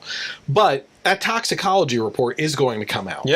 And it will show one way or the other, okay? And I think it's ridiculous that the DA in the area here came out with these charges of voluntary manslaughter against Officer Roselle before those toxicology report actually came out, right? Another thing that she was pointing out, too, is the fact that everyone keeps on saying that we need more minority representation in the police officer community and even, she said, in the EMT community. But guess who's not applying? They're not applying for those things. So they want it, but they don't want to actually do it. And you know why they don't want to do it? It's the same reason why no one wants to speak out in support. Because then they are considered a traitor to their race. Or they face the direct backlash of knowing that instantly as soon as you become a cop, you're hated by the minority community, no matter what color you are. Right? So it's this whole situation is insane in my mind. And the toxicology report is actually going to tell us a lot of information about this whole case and why it played out the way that it did. The one thing that I am concerned about is that Roselle apparently, according to other police officers, said that he effed up. That's what I heard, like right after. But he's brand new to the force. I think he was only in for 6 weeks or something like that. And I would imagine that shooting someone, no matter how veteran you are, takes a toll on you. So I'm sure saying something like that, he's just probably thinking about the life of a person, his career path, and everything that stops. He is now on unpaid, he's gone. He's not being paid. He has all these court fees and lawyer fees stacking up and everything. And you can imagine if a person that's involved in a rally is getting death threats, imagine what he's getting. Right? Now, here's another interesting thing about this rally before I go into my interview on Lehigh Valley Live. There were no counter-protesters the whole time that we were there. The second that people started leaving and the crowd started thinning out, that's when they showed up. Of course. And there was a handful. There were about 5, I'd say, or so. And one white woman was just all out screaming at this one guy. And the guy on our side should not have involved himself in that conversation. He was yelling back at her, and the media just had their cameras focused right on these two. I honestly haven't seen that play out on the news at all. Maybe I'm missing it myself. But he shouldn't have gotten involved. It was playing right into the hand of the media and this woman, right? But this woman said that saying you all are hopeless in regards to where we stand, and referred to police, no lie, as blue ISIS. Okay. Mm-hmm. It's a shame that that the officers actually have to show up and protect her too sometimes. Yeah. You know what I mean? Because she's not going to learn her lesson at all. So let's take a quick look. There were actually at least two videos that I showed up in, but this is the one from NJ.com, also known as Lehigh Valley Live or something like that. So let's take a quick look at that. Where are you? First of all, I'm very involved in politics and everything, but I think that when it comes to law enforcement, this is kind of the unsung heroes of our society that have been getting a bad rap consistently over the last decade or so, and we're seeing less and less ability for citizens to actually stand up for police officers because there's this villainization of those in society and going after them when they're actually trying to support those people. And we're talking about people that go out every day risking their lives for the people, no matter who they are. They're putting their lives on the line. And did you get some people to come out with you today, or? Yeah, there were a couple people that told about it, and I think that probably a couple more will be showing up. And what do you think, rallies like this about an issue, or what's Well, this is actually a positive rally as opposed to a protest, and I think that we're seeing less and less of those in society for positive aspects of our society. More and more you're seeing protests that turn out to be violent and people going after each other. And as you can see here, it's a bunch of like-minded individuals that are supporting each other in the portion of our society that protects. There I was just basically referring to civil discourse, which is lacking in this country, no matter what we're talking about. You know what I mean? There's an inability for us to even talk to each other more, having an opposing opinion. And that was one comment I got from someone was, after I got done with one of the interviews, they said, how did you hold it together and keep your emotions under control? I'm like, I talk about stuff all the time on camera. You can't. And that's the problem with liberals. You can't let emotion get involved. If you're trying to have an intelligent conversation or dialogue with someone, if you let your emotions take control of the conversation, that's all they're going to see is your emotions. They either want you to be pissed off, upset, or something else so that they can refer to you as a crybaby or outraged. About something. If you stick to the facts and you give off statistics, the facts, and everything that's going on around it, let people make up their own mind on how they emotionally feel. But that's the liberal way of doing things, is try to make you emotional as a viewer or as a person and confronting them about something, right? Now, in regards to all this stuff going on, the other thing we talked about last week, I said that this is one of the only jobs where people can actually say they should have done things differently. Where if you were a teacher, you can't go and say, oh, the teacher should have taught differently. And they're like, you don't know what it's like being in a classroom full of kids. But you're allowed to comment on a police officer's job that they should have done something differently in a life or death situation. That guy, Santos, could have been struck by a vehicle out on the highway. And then Roselle would have been under fire for not containing him off the side of the road, and it would have been his fault that the guy got hit, right? Someone, the friend of ours, what if she was packing heat, right? And he starts attacking? A couple people I know would have pulled out their gun and just shot him right there. I would have been one. You start threatening me and my family in a confined space where I can't get them away. You're going to get your head blown off. You know what I mean? You also, we're talking about life or death situations. Did he have a weapon? Did he not have a weapon? He was walking towards the officer. It was a slow pace, but who knows what he had on him? You can't make these judgment calls. You can't play Monday morning quarterback on these situations like you know what you would have done in that situation. Especially when you're trying to save lives. Yes, he ended this person's life, but who did he possibly save in doing so? I don't know. Maybe he did, maybe he didn't. That's the tough thing about being a police officer, that they have to make those tough calls and then be held accountable for those actions that they take when no one else in society signs up to do what they do. Anything else to say on that? Yeah, so I had a conversation with a friend who has a close friend who's a police officer. Okay. So from what the police officer said, again, I'm hearing secondhand, just like I'm hearing secondhand from your client police officers about the tasers and stuff like that. And this is a conservative police officer, but he said that, and this is just his point of view, that cop did F up, and he said he was a rookie because he made rookie mistakes. Because he said that the way he is, and the way a lot of police officers that he works with is they value life above all. Okay. So he said that your gun is your last resort. So even if the taser doesn't work, you tried the taser first. Even if the billy club doesn't work, you tried that first. And he said that what he does is he deals with a lot of drug raids. And he says, I've wrestled people. I've thrown people over beds and across rooms, and I've done everything I could possibly do to not have to take out my gun. Because I value life. I'm pretty sure he's a Christian as well, so that is involved too. So he said that this guy, he was saying that the only time you use lethal force is when you are 100% sure that your life is in danger. And he said from watching those videos, he did not feel 100% that Roselle's life was in danger and that he made rookie mistakes. But what about the lives of people in traffic that he was attacking? So he said, now granted, I do know this particular police officer because I went to high school with him too. Okay. He was a year or two ahead of me. This guy is well over 6 feet tall. So let's take that into account.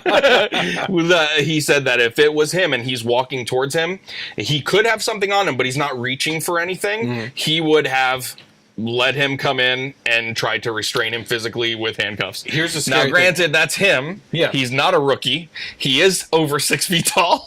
So, but that's where he's saying that's where rookie mistakes were made, where you're trained to value life and not to use lethal force, unless 100% necessary because you feel like your life or other lives are in danger. So I thought that was an interesting, from our conversation last week that I very much line up with, listen, he told the guy 5 times to lay down, he didn't. But apparently this officer was like, well, that's where, it clearly looks like he's on something. So he's not going to make rational decisions. So are you going to kill someone, who's not able to make rational decisions for whatever reason? So it was an interesting... I think another scary situation too, though, is no matter who you are, if someone knows that you have a gun and they get up on you, that they can use your own gun against you. You know what I mean? So I think that's there's more to it. I just thought that was a conversation that I had that I thought was an interesting take on it. Yeah, because again, really, the opinion of a police officer is the only one that I would actually think matters when it comes to alternative methods. Miss Blue ISIS lady, her alternative methods I could care less about. But I do value his opinion. So not locally related, but still police related. South Florida police group hits back with powerful message after the Miami Dolphins kneel during the national anthem. Says despite a new NFL policy that prohibits protests during the national anthem, multiple Miami Dolphins players protested during the playing of the song before last Thursday's preseason game against the Tampa Bay Buccaneers, 2 kneeling and others raising their fists. Now one local police union is hitting back with a powerful message. In a post on Facebook, the group encouraged its members and all South Florida law enforcement officers to boycott the Miami Dolphins and the NFL. After all, many officers may take the protest personally, since the point of the demonstration is to protest how American police officers treat black people. Specifically, the Broward PBA encouraged officers to return tickets bought at a discounted rate through an agreement between the union and the Miami Dolphins. According to the group, the team sought to honor first responders with the agreement. So, let's get this straight. The Miami Dolphins gave discounted tickets because they felt that they owed it to the first responders who were being offended by this protest, and now they're kicking that back, right?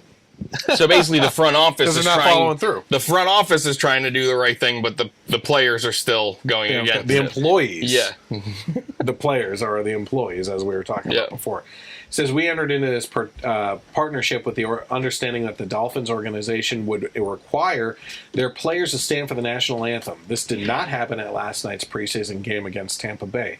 according to the group. As a result, the BCPBA will no longer participate in this ticket program, and we are asking all of our members, as well as members of the Dade County PBA and Palm Beach County PBA, not to participate either. If you have already purchased tickets to this game, we encourage you to call the Dolphins ticket office to request a refund, because this organization obviously does not honor first responders and the dangers they put themselves in every day. So, we've talked about, again, you said it earlier, we talk about the same things all the time and just different stories and everything. And this has been one of the topics that has been going on for a while. In regards to the NFL protests, the players, we always talk about the message being muddied, right? The players think that it's not being disrespectful to the flag, to our service people, to our military and veterans and everything. And they say that this is about treatment in the black community by police officers and everything. Yep. Okay, but that's not the way that the public is seeing it. They see it as a disrespect to the military and the veterans, right? Yeah. And they say that. And no matter how much the players say that it's not meant to be that, that's not the way it's seen. So you need to remodify your message and do a different type of protest, or figure out how to protest differently so it's not seen that way, right? We're talking about Colin Kaepernick, who's one of the main people that started this whole thing, who wore socks with pigs on them, with police hats on them. So this guy's completely disrespectful of police officers. And the one thing I said in one of the other interviews at this rally was, listen, there's bad apples in every crowd. There's bad police officers out there that are racist and stuff like that. But we have a society now that generalizes based on those few bad apples that all police officers are bad then. And that's the approach that Colin Kaepernick takes. That all cops are pigs, And it's frustrating, and I can see why this police department is boycotting it. They have every right to, first of all. When you think about things that cause people to take offense in general, let's use James Gunn as an example. So his tweets, he says, are jokes. Right. That's not what he didn't mean them literally. Right. That's not what he meant. But other people are taking offense to it, so it doesn't matter what he meant. He still has to face those repercussions. So even though Actions the players, have consequences? even though the players are saying, "Listen, this isn't about the flag. This isn't about our police or our military. This is about something else." The people taking offense are still taking offense. So what you are saying it's about doesn't matter. You still have to face the consequences of that. What if one of us? What if a good group of conservatives, right? We're upset that President Obama had sent our troops into an area that we didn't agree he had sent them into. How about his constant pushing of the red line in, where was it? Syria. Right? And the fact that he was just being a coward on the whole situation, right?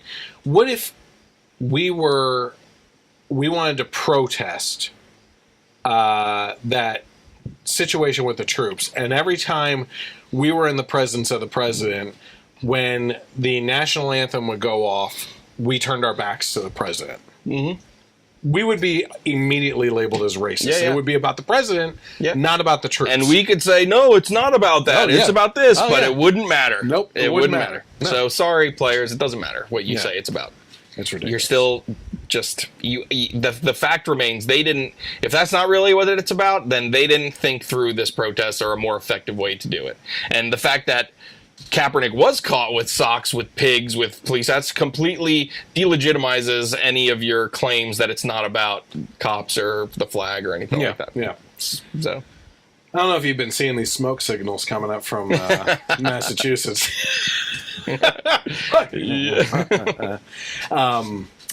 Elizabeth Warren. Obviously, she's being talked about as one of the 2020 hopefuls for the Democratic Party. Please God. I know people keep on saying that. You and my one other friend, Billy, keeps on saying that, and I'm like, I don't know. I think she has a good chance with the left. I don't know. But she slammed police officers. So we're going to keep on the police officer thing, because I think that's an important thing to keep on talking about, is just how crazy these people are, and that they're getting support from the top, So It says top police officials in Massachusetts have accused Democratic Senator Elizabeth Warren of insulting rank-and-file officers when she said that the criminal justice system was racist from front to back earlier this month. That's you're saying that the police officers are racist. Yeah. Right? Warren made the remarks on August 3rd at Dillard University, a historically black college.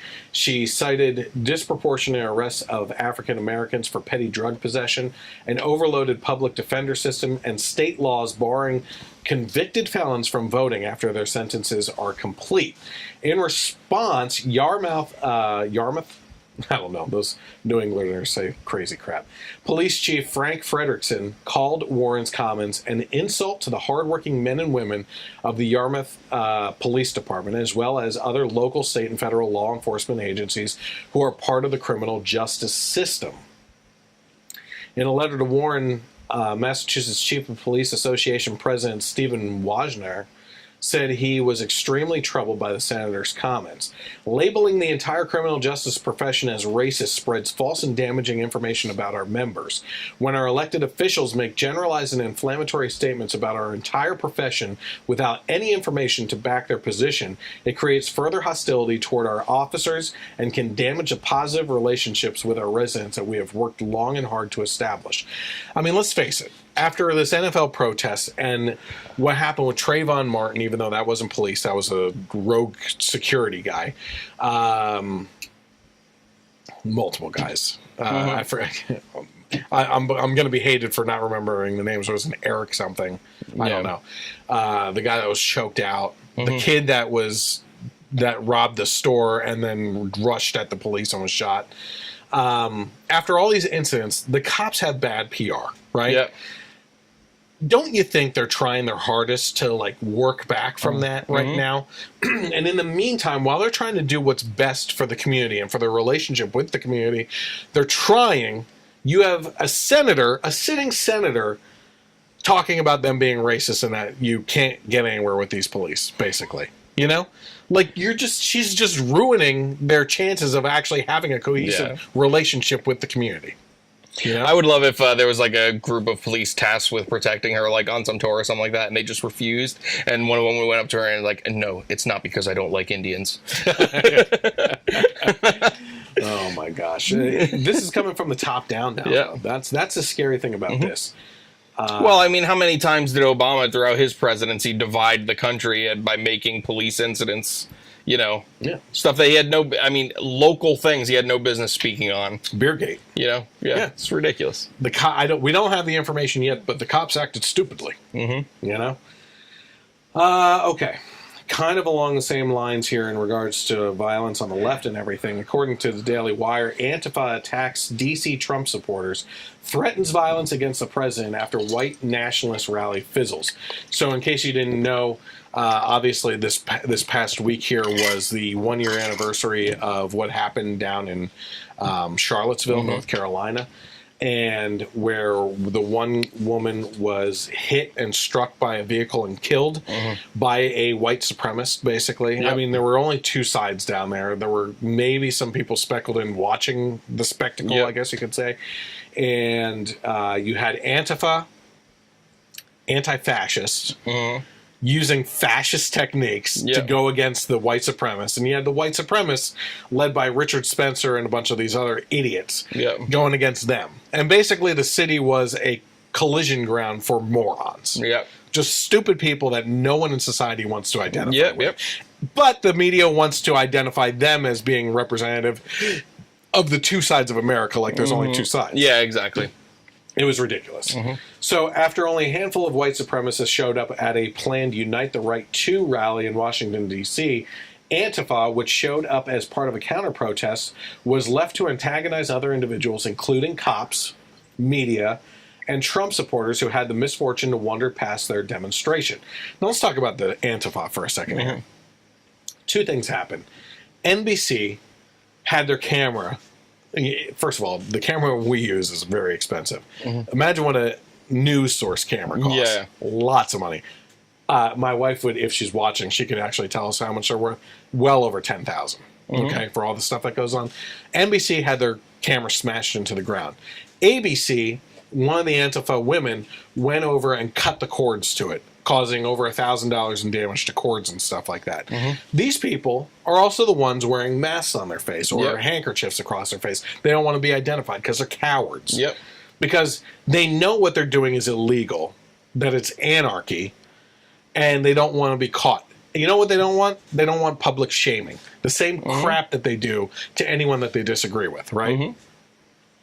So they show up, they antagonize the media, they antagonize cops. It says, according to... And by the way, did you see... did NBC report on their camera being smashed? Did ABC report on their cords being cut? No. You know what was reported on? A handful of white nationalists showing up in D.C. A handful of idiots that don't really represent anyone but themselves in this country, you know? Because there's a narrative there. And to them, the agenda is more important than the truth, right? It says, according to USA Today's political reporter on the scene, Antifa went after just about anyone who crossed their path. An unfortunate situation for a woman and a man wearing pro-Trump t-shirts as they meandered through downtown Washington, D.C. They do not appear to have been part of the Unite the Right rally. So these are just people in down D.C. wearing Trump t-shirts, right?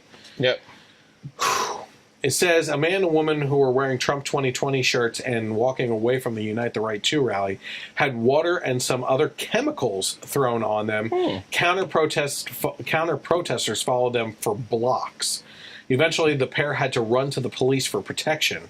Says the man and woman wearing Trump shirts finally got to police. Counter-protesters pulled their hair, threw things at them, and poured water on their heads. They're now being escorted out of the area by police. Antifa, which revealed Saturday that they are now targeting all police officers in their campaign against fascism, also surrounded and harassed D.C. law enforcement officers. This is according to Crystal Hayes. This is a tweet. Whoa, this D.C. Police Department officer was nearly mobbed by a group of counter-protesters at hashtag Unite the Right 2. People were throwing things at him, shoving him, and kicking his motorcycle. Looks like another cop was also in the mix, too. And then they went on to say, a fairly large crowd of counter-protesters are gathered near the White House. F you, this person keeps on yelling at officers. Many are angry at officers here for protecting the white nationalists and keeping the crowd separated. Eventually, Antifa got into a confrontation with Secret Service. Wrong ones to F with, okay?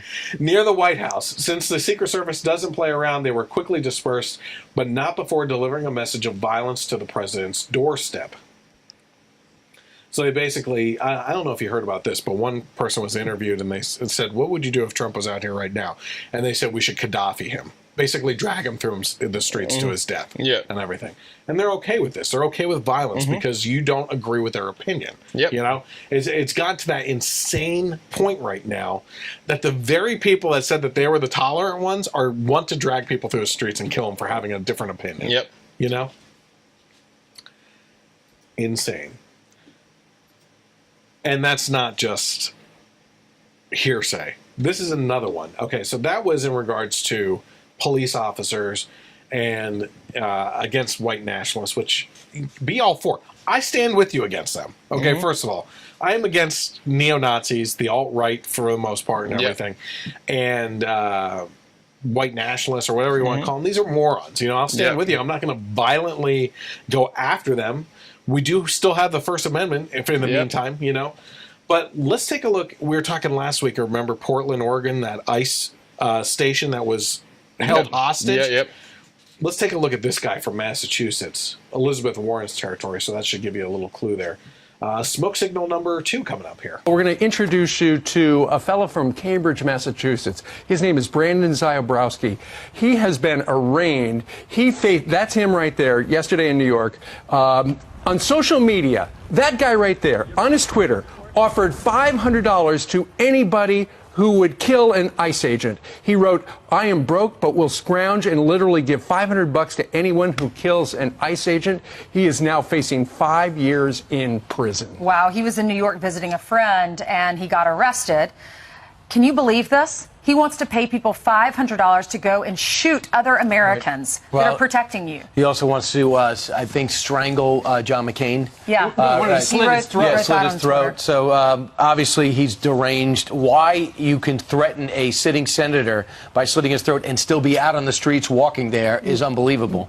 I don't think that the media really understands yet. Like, Fox is one thing. I think Fox does understand, and you can hold that against me that I played a Fox video, but the guy's tweet was right there. Yep. Like, this guy's offered $500 to kill an ICE agent, right? Literally. I mean, that really takes away the argument of I was just joking. Yeah, no. Yeah, literally. That's a key word, buddy. That's your main screw up. Yeah. Plus, also, I'm pretty sure he would be attracting the absolute worst contract killers. Oh yeah, $500. Not the purple going hair, rate. 400 pounds. Yeah. For the was it Evergreen State University crowd with baseball bats, the Joker's rejects. Yeah. You know. So in regards to this, though, what I think that the media is missing is that right now they're against a certain group of people. They're against what they think is fascism, right? They keep on talking about how Trump and his administration is fascist, and the people that put him there are fascists. But we need all this free stuff, and we need to have it funded by the government, the fascist government. Yeah. And that we shouldn't be allowed to have weapons, and we should give them all over to the fascist government. Yep. I don't know. Maybe they need a history lesson on fascism, on what happens with that. You know what I mean? But it's insane because I don't think the media or people on the left really realize that once they feel that they've accomplished the goal of silencing or killing or doing away with, in however you consider that, their opposition right now, the media is their next target. Because they want it to be a certain narrative and their way only. And the media eventually is going to wise up under extreme circumstances that they're not allowed to have a different opinion. Yeah. They're going to get to the point where conservatives right now are, because they're not standing for free speech, their free speech is going to be squelched by the time it gets to them, and there's no one left to stand up for them. Yep. You know? Any more on that? I mean, I don't know what to say that I haven't said the past 30 weeks. You know? Well, let's go to this. Maybe this will kick you into gear here. Chris Cuomo and his final thought type thing on his program. So let's take a look at it. Two wrongs and what is right. It's been 1 year since Heather Heyer was killed for standing up to hate, and our thoughts still go to her family. We know what happened with racial tensions nationwide after that, and this weekend was billed as round two, Unite the Right, the sequel.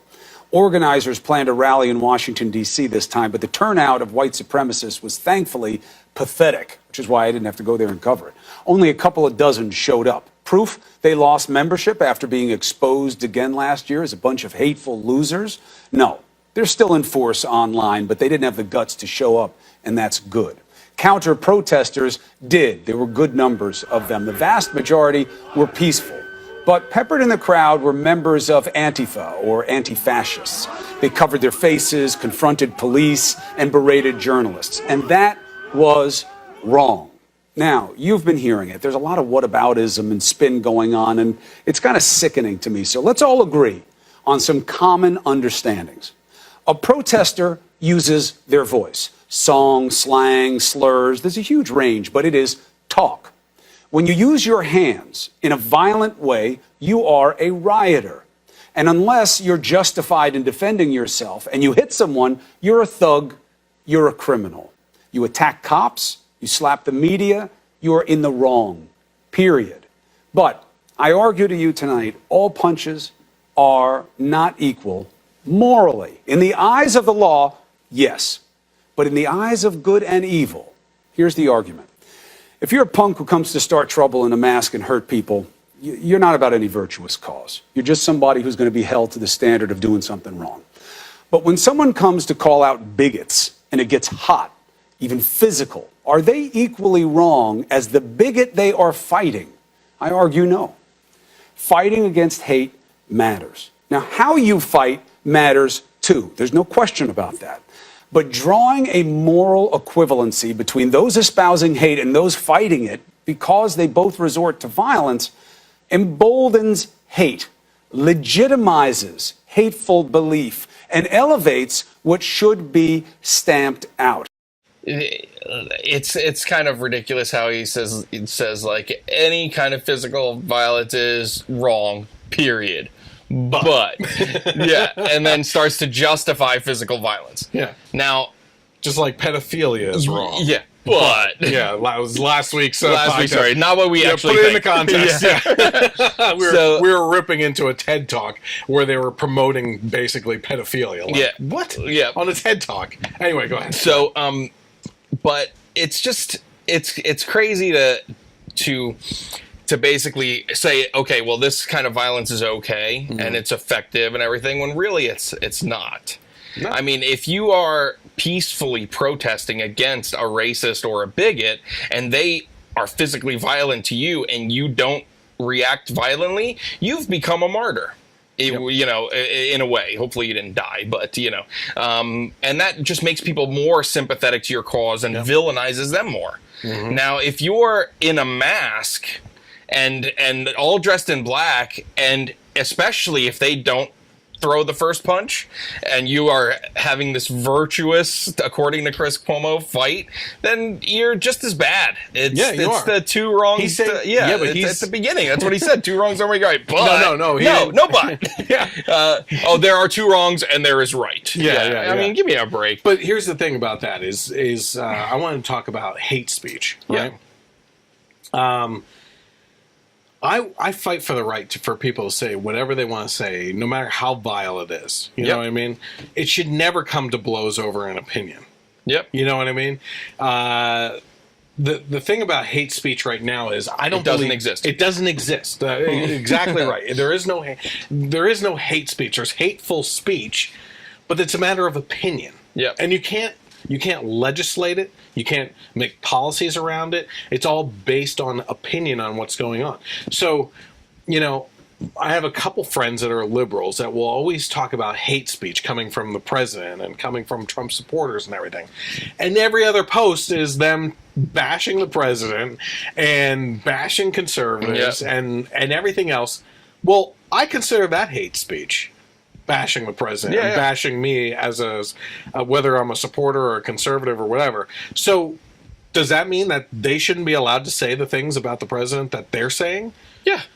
Well, they would tell you no, that they're allowed to say that, but I'm not alled to say what I want to say. Don't tell me that Chris Evans or George Takei doesn't hate Trump. Oh, yeah. Of course they do. Yeah. Openly. And Mark Hamill. Yeah, Mark Hamill. Everybody. Yeah. All of them. So, okay, that's all hate speech then. Yes. What, only if you hate one side is it officially called hate speech? And plus, if the First Amendment doesn't protect hate speech, then what's the point? Yeah, there is. What is the point for it to protect? Just stuff that everybody agrees on anyway? The point of the First Amendment was to protect things that would offend people. Challenging. Yeah. Any idea is challenging and offensive. Yep. Any idea. You can offend someone with any idea that's out there. And you're absolutely right. If we don't stand up for the most vile speech, then we don't have any right to ask people to defend our speech. You know? Mm-hmm. And speech is being shut down all over the place. Conservative voices are being stomped out. Not that Alex Jones is a conservative, but he is considered part of the alt-right and everything. And everyone on the social media platforms themselves have silenced him. Yep. And it's not the first time. Milo Yiannopoulos was kicked off of Twitter. Multiple other conservatives have been kicked off of Twitter. For what? For their opinion? Twitter is a vile hatred, just festering place for comments all over the place. Yeah. You know, it's the worst of the worst. Internet trolls come out on Twitter. Yep. You know? And they're going to shut you down for your opinion on politics and stuff. Things that I have said to you before. Politics and religion, we should openly be discussing all the time. All the time. Because that's how we have civil discourse. That's how we move forward together as a country, is understanding where we have those similarities, and we can focus on those and actually move forward with policies based on those, instead of based on our differences and further driving wedges in between us all. But hate speech is I find it fascinating that we have a bunch of people telling us that what we're saying is hate speech, while they bash everyone and they don't even see in the mirror that what they're saying is hate speech from a different point of view. Yeah. And then this whole thing with him too, just as in, it just also goes to show about like the news and 24-hour news channels and just how it's just pushing people farther and farther and farther apart because so much of it is being filled in with opinion pieces like this.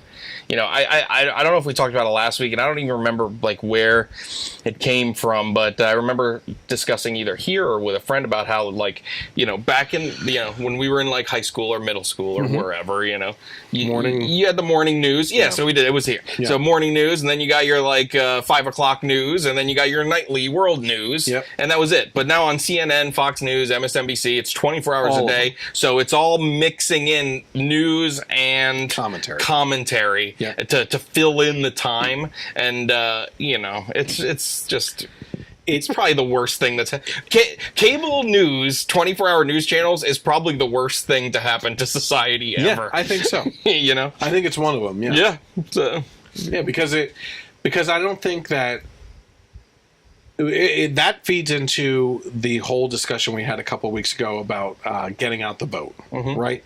That they tell you, Michelle Obama will tell you, and they will tell you that if you're old enough, you have a responsibility to vote. Actually, you have a responsibility to vote if you are responsible in your knowledge on to voting. Educate. You have a responsibility to educate yourself on the issues and then vote. Yeah. You know? And so I think we have a good portion of society that thinks they know about politics and then tunes into a 24-hour news cycle, whether it's on CNN or Fox News or anything, and they start watching it and they see, in their head, they're seeing this is a news source, but they're listening to commentary and they're picking that commentary as news, right? So now they've formed their political opinion based on the commentary as news when actually it's very different. It's the opinion of the news based on that one specific person, you know? And how much news do we actually get anymore? I don't think there really is that much. I think it's all, you know, I listened to the breaking news of Aretha Franklin's death. I'm sorry, not Elvis Presley's death on the same day 42 years ago or something like that. And it was like, and now we're reporting that Elvis Presley has died. He was found in his bathroom by one of his tour people. They tried to revive him. He was unresponsive. They brought him to the hospital. He was unresponsive there and was pronounced dead at this time. And we are losing a music legend. That's it. Now you're going to get within hours, a full documentary on the guy's life. Yeah. They're going to go out and seek everyone for interviews on who this person was. And it's all commentary. They build it all up into all these stories and everything. And it gets to be just ridiculous. So, net neutrality. Have you heard much from the left recently about net neutrality? That kind of died down. The outrage machine keeps going, doesn't it? You know, like I said, if you're just quiet about it, you're not going to hear that much about it anymore. Net neutrality, what are some of the things that they were saying was going to happen with net neutrality? Oh, the ISPs are going to create fast lanes and things will be prioritized and you'll be limited on the things that you can access. How would you get into a fast lane? Yeah. Oh, well, if you paid more, you know, or if you signed up with a specific provider or whatever, you know. Yep, content would be limited and blocked and everything. We talked about last week. The funniest thing is that they're like, "Oh, you're giving these the opportunity over to big corporations to be able to silence people, and that's not right." And then they cheer that Alex Jones is shut down by Twitter and Facebook and everybody else. They're cheering the exact things that they were afraid of, right? Yeah. Yep. Well, Unbiased America. It says net neutrality repeal internet death watch. So according to net neutrality, Unbiased America with net neutrality, since the repeal was announced, the internet speeds have gone up. Okay, the repeal announcement, since it's taken place, it's continued to go up. Internet speeds across the board, right? Yep.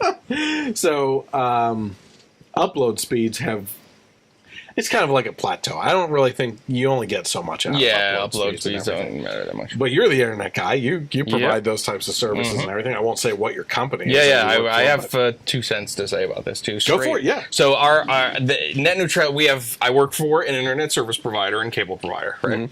And we have quarterly meetings where our CEO actually comes down to the Lehigh Valley and goes over like how we're doing, and then also answers questions, right? And we just had it a couple of weeks ago, and someone brought up net neutrality and how is it affecting us or anything like that. And his answer basically was, so net neutrality was put in place to prevent certain things. Fast lanes, basically tiered pricing to give you access to certain things, or to not block content. And he said, that stuff, those are principles as wanting to provide a good service to customers we were following anyway, way before net neutrality became a thing. The problem with net neutrality in the bill is it also incorporated 1930s era laws in regards to landline phones that allows the government to intervene with pricing. He said that's what we're against. So we are thrilled that net neutrality is gone, not because we have any devious motives. Actually, the net neutrality principles that everyone likes, we lived by before, and we will continue living by. The fact that it's taken away now, we hope that our competition does the devious things that they are going to be accused of doing with net neutrality being gone, because we will continue to not do it, and in the free market, customers will want us anyway. I mean, that's it. That is a free market principle, is you take care of the people that you're catering to, because that's what continues your business. Why would you, is it like the saying, cut off your nose to spite your face and everything? You're like, why would you do that? Why would you treat your clients bad and drive them away from you? That's like the number one thing in business. So we're thrilled with that it's gone. And basically, because of those 1930s laws that were in the net neutrality bill, that allows the government to come in and fiddle around and dictate pricing and things like that. So, was there something else that you wanted to say too on that? No, that was the main I thought thing. you said two things. So, net neutrality is only my 2 cents. That's what. Sorry. Net neutrality is only the killing of it has only benefited us. In the meantime, now those statistics could change, and we could see something happen with that. But they were saying as soon as the announcement was going to happen that things would go bad. Certainly, by the time it took effect, that we would see drastic changes. That we would have to pay per site to go on them and everything. So, if you're looking for, and it's not the internet service providers. It's the sites themselves that charge you for certain. And they have the right to do that. There's YouTube. Oh, but you want to watch Cobra Kai? Then you have to pay for YouTube Premium. That's not the internet service provider. That's that. So why is no one saying, "Oh, all internet should be open and free"? They shouldn't be allowed to do that. No one is saying that. They should. That's their right to do that. YouTube Red, right? Yeah. Well, now it's called YouTube Premium. Oh, okay. Yeah, they changed it from Red to Premium. Yeah. Okay. But there's all kinds of stuff like that. Oh, Netflix? Oh, you want 4K? That's an extra $2. You know? You want 4 screens streaming at the same time instead of 2? That's an extra $3. I mean, no one's flying the net neutrality, banner when it comes to that stuff. Oh, well, it's been silent for a while because nothing's been happening. So we were talking about Chris Cuomo earlier. Well, Andrew Cuomo. Do you know that's his brother? No. Yeah, they're brothers. So the rotten apples don't fall far from the tree, apparently. New York launches a public awareness campaign for abortions. Okay? It says the left has moved from just fighting for... this is according to the Daily Wire, by the way. The left has moved from just fighting for the legality of abortion to endorsing it as a good public option. Or as a public good, I'm sorry. In recent week, Americans have seen comedian Michelle Wolf exclaim, "God bless abortion," feminists launch an abortion comedy tour, and now New York Governor Andrew Cuomo launched an abortion public awareness campaign to promote the practice and rebuke pro-life misinformation. It says LifeSite News reports that the Know Your Options campaign encourages women in the state of New York to visit a state website so they can get the facts on abortion and connect to comprehensive family planning services. It says in a press release, the campaign states it plans to rebuke the false and misleading claims by crisis pregnancy centers. These actions are in direct response to widespread reports of organizations known as crisis pregnancy centers, or CPCs, misrepresenting themselves as health centers to dissuade those seeking abortion from going through with that choice. These reports show that CPCs often use false and misleading advertising and offer free services to attract women into their offices, where they then allegedly misinform and mislead those who seek pregnancy-related information. So they're saying that crisis pregnancy centers are lying about alternatives to abortion. And instead, New York and Andrew Cuomo are literally out there promoting abortion as the right choice to make. Essentially, right? Yeah. It's like they lure the CPCs, or crisis pregnancy centers, are luring in these women with free services. Isn't that what the left wanted all this time? Was affordable services for women that are pregnant? You know, and the second that the CPCs offer those free services, the left still wants to give everyone free everything. Yeah. So they want people to stop having babies. Yeah. So, well, we want to be able to give all this free stuff, but man, we want as little people as possible. Yeah. Yeah. And when you listen, I think I said this online. When you come to me with your reasoning for why abortion should be legal, right? As alternatives to things, as just being an alternative. I won't even give reasons or anything. I can at least understand where you're coming from. I completely disagree with you. Not you. Yeah. I just have to make these things. Yeah. I can understand where you're coming from. I completely disagree. I think that there are many other alternatives before abortion, unless it's a health issue, which it rarely is, less than 0.1%, right? But when you are out there pushing, as a governor and as a state, a public awareness campaign to push abortion, that is evil. That is absolutely evil. That's like pushing drugs on people, too. You know? How is this not seen through as... You know, I get uncomfortable when people that are more religious, I guess you could say, than me, say that the devil is at work in this stuff and everything. But my word, this is like some devil crap right here, man. You know, like I said, I don't care if you support it, but when you're out there saying, hey, you should get an abortion, like, what? Yeah. What is going on? Yeah. You know? That's insane to me. What do we got here? DNC. Let's stick with the DNC as far as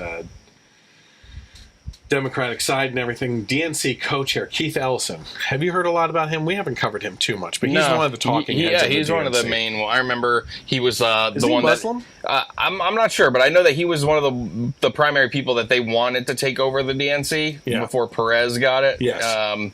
Perez was seen more as the establishment pick, you know, and people wanted him. That's where I remember him from. And guess what happened to him? Oh. Is there a hashtag involved? Yeah, hashtag me too hit him. Keith Ellison was hit with major abuse allegations days before important primary election. This is some crazy stuff. Did you actually read through this? I did when it first came out. So, oh my gosh. In a Facebook post Saturday, Austin Aslim Monahan, son of Sierra Club activist Karen Monahan, claimed Ellison was physically and emotionally abusive while in a relationship with his mother. He said, in the middle of 2017, I was using my mom's computer trying to download something, and I clicked on a file. I found over 100 text and Twitter messages and video almost 2 minutes long that showed Keith Ellison dragging my mama off the bed by her feet, screaming and calling her an effing bitch and telling her to get the F out of his house. The messages I found were mixed with him consistently telling my mom he wanted her back, he missed her, and he knew he effed up, and we wished he could do something different. He would victim shame, bully her, and threaten her if she went public. I texted him and I told him I know what you did to my mama and a few other things, he explained. Austin said he and his brother confronted their mother, who had never mentioned the abuse, but she urged them not to go public with the allegations, claiming it was not in her best interest. Of course, because like Hillary Clinton, you know how she victim shamed Lewinsky and all the other women that Bill Clinton raped? He said, my mom has always tried to protect me and my brother. She doesn't have to protect us anymore, and we aren't letting her stand alone. Well, this Facebook post here was deleted. That was in the story here, according to the Blaze. On Sunday, Karen Monahan said her son's version of events is the truth. She tweeted, what my son said is true. Every statement he made was true. Keith Ellison, you know what you did that to me. I have given every opportunity to get help and heal. Even now, you are willing to say my son is lying and have me continue to leak more text and info just to others so others will believe him. I like how she said that what her son said is the truth, not her truth. Yeah, seriously. Or his truth. Yeah. What are Ellison's opponents saying, according to the Blaze? Well, Deborah Hillstrom said, this post was brought to my attention because I was tagged in this post. Domestic violence is never okay. The incidents described are troubling. I call on Keith Ellison to answer these allegations. So how did Ellison respond? Ellison issued a brief statement Sunday denying the allegations. This video does not exist because I never behaved in this way, and any characterization otherwise is false. He added that he still deeply cares for Monahan's well-being, despite their long-term relationship coming to an end in 2016. Ellison is slated to face a stacked field on Tuesday, which was this Tuesday, I believe, in the primary election for Minnesota Attorney General. Well, you know what needs to happen? This video needs to be released. Yeah. The investigation has to be done to see if there's anything to this or not, just like with Ardwick. Yeah. I'm not saying that he's guilty. But if there's video that the kid saw showing it, then that kid should release the video. Yeah. Something tells me that if the kid is asked to be part of an investigation, unlike Hardwick's accuser, he actually will want to participate in it. Yeah, no kidding. So, any more on that before I go on? Yeah. Another Me Too story. Go figure. Yeah. This is according to Louder with Crowder, but this is certainly a news story that was making the round. So we talked about this compound in New Mexico last week, briefly. Just that the headlines were confusing because a lot of the headlines were just saying that a compound was found. There was a 3-year-old body that was found that was dead. They believe it was the one guy's son who had autism or something like that, or some sort of mental disability. They were training kids. The kids were saying that they were training to shoot school kids. And now the suspects in this case are released against the sheriff's wishes. Let's talk about it real quick. Islamic extremists, ties all over the place, holding kids basically hostage and training them to do what they said are school shootings. They found the body of a child dead. Yep. And they're released on bail. I think bail was set at $20,000. Do you know what it takes to get bail though? It's like 5 or 10%, so $2,000. Jeez. They just need to pay to get out of this whole thing. Ridiculous. This is insanity. This is according to the Louder with Crowder. You may not have heard about the New Mexico Islamic terrorist training compound. In short, children were being trained to carry out school shootings, which doesn't seem to interest the media, even though all of 6 months ago, all the media cared about was school shootings. But since this case didn't involve the NRA or 20 douchebags marching in Unite the Right 2 straight out of our mom's basement, media shrugged it off. Where there are 2 or more Islamic terrorists gathered in thy midst, there isn't media. It says here, a New Mexico judge agreed on Monday to release on bond 5 suspects who were arrested on child abuse charges. Abuse charges. That's the other thing. Not only were they held against their will, they were starving. Yep.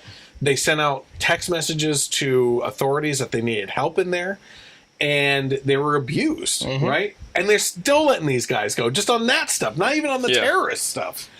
The decision to release the suspects came against the wishes of the Sheriff's Department and FBI. The suspects, 2 men and 3 women, were arrested last week at a makeshift compound in Amelia, New Mexico, where authorities rescued 11 emaciated children living in filthy conditions with very little food and no clean water, according to police. The suspects were Siraj Ibn Wahaj, who's 40, Lucas Morton, who's 40, Janie Laville, who's 35, and Hujra Wahaj, who's 37, and Subhana Wahaj, who's 3. That doesn't make any sense. No. 30-something. You screwed up, guys. You effed me up on the podcast. It says the Taos County Sheriff, Undersheriff, prosecutors, and an FBI agent involved in the case all argued the 5 adults should not be released. Albuquerque ABC affiliate KOAT reported. The judge, however, said that they failed to articulate a specific threat. Oh. Yeah, just child school safety. shooting. Yeah, school shootings, child safety is not... Dead body on the compound. Yeah. Apparently, and I don't have this in this article, maybe this came out afterwards, this judge is known for letting bad people go. So, if something were to happen with these people, now that they're gone, they're in the wind. Mm-hmm. They're under the assumption that on the bail, they're going to show up for the court case. Yeah. They will, right? Oh, sure. Yeah, totally. Yeah. I have no doubt. No doubt in my mind. 99.9% sure. Yeah. There was only a dead body involved, for crying out loud. Mm-hmm. If they go and do something and carry out a terrorist act, I think she should be thrown in jail. In prison. For sure. The judge, I mean. Yeah, I agree. When is this country coming to? I mean, yeah, we talk about the same thing over and over again with different stories all the time, but it's almost like the insanity just keeps on escalating. Yep. To the point where you just don't even you don't understand how you can mentally do these gymnastics to come to the decisions that they're coming to. Yep. You know, like, oh, yeah, they may be terrorists. They're abusing children. They had a dead kid on the compound that we don't know how they died. And they were training the kids to shoot up schools. But $2,000, let's let them out. They don't need to spend time behind bars until the court hearing or anything like that. Yeah, they'll come back. Case. No problem. Yeah. Oh, my goodness. It drives me insane. Any other big stories that you were looking at all? No, I've been pretty unplugged from. No, from you the had news. one. You had one topic in the news that we just talked about. Oh yeah, there's that. Yeah, well, you had asked if we were going to be talking tonight about Omarosa, and I said, quite frankly, I don't care about her. I don't care what she's saying. I think she's an attention whore. Yeah, and I don't mean that as because she's a woman. Like David Hogg is an attention whore too. You know what I mean? It's nothing. Yeah. Who cares what she has to say? Yeah. She's a thorn. She's always been a thorn, no matter where she was on TV. Yep. You know, and just no one cares. Yeah. You know, again, if this is what the media is focusing on, they're not talking anything about Venezuela or Nicaragua and the things that are going on all around the world, where hundreds of people are dying, starving, and under socialist rule. Because that wouldn't fit their narrative or anything. We're not talking about those things because we need to be talking about Stormy Daniels, Omarosa, what Kanye West just said, and what people in Hollywood are doing. Yep. The other thing that we talked about Shapiro challenging Ocasio last week, right? Yes. Did you hear what was happening this week?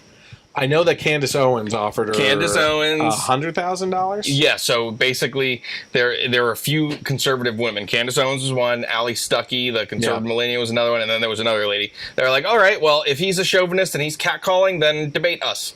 Yeah. Nothing. And the funny thing was, she had accused conservatives of being afraid to debate her. Yes. And now she is nothing. Yeah. And she challenged her opponent to a debate. Yeah. He didn't answer, and she walked into his campaign office and asked why he was refusing to debate. And Catcalled the hell out of him. Shapiro said, oh, I guess this is catcalling too then, huh? Yeah.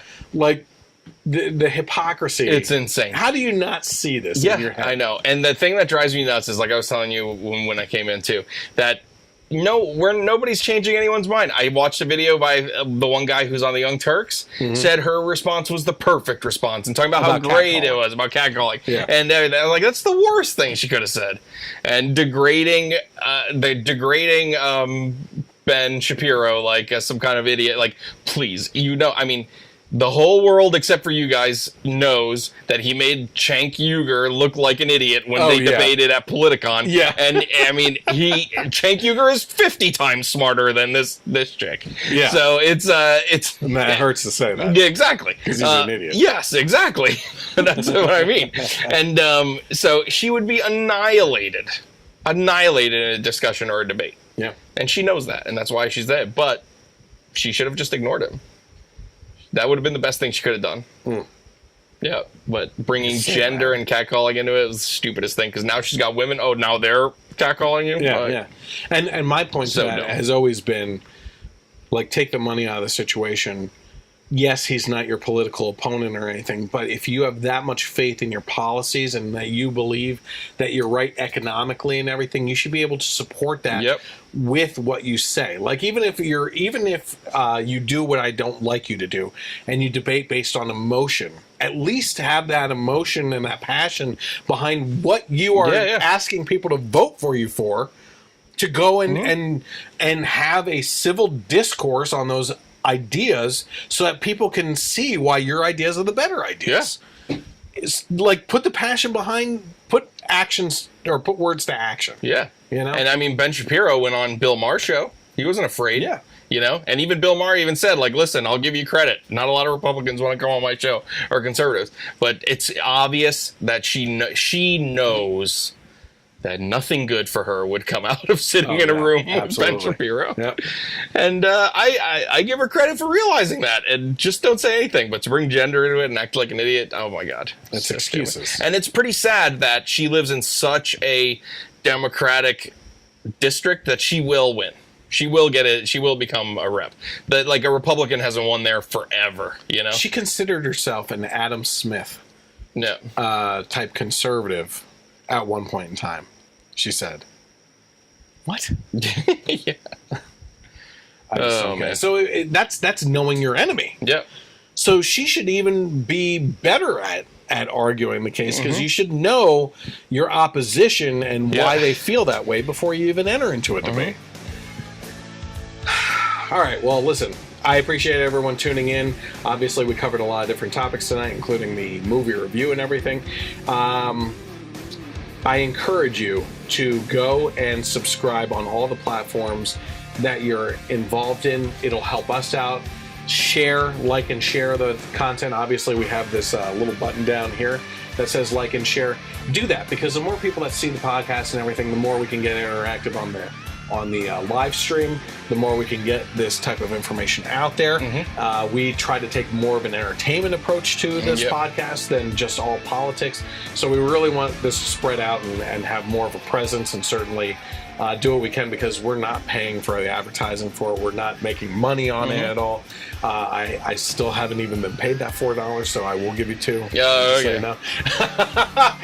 okay.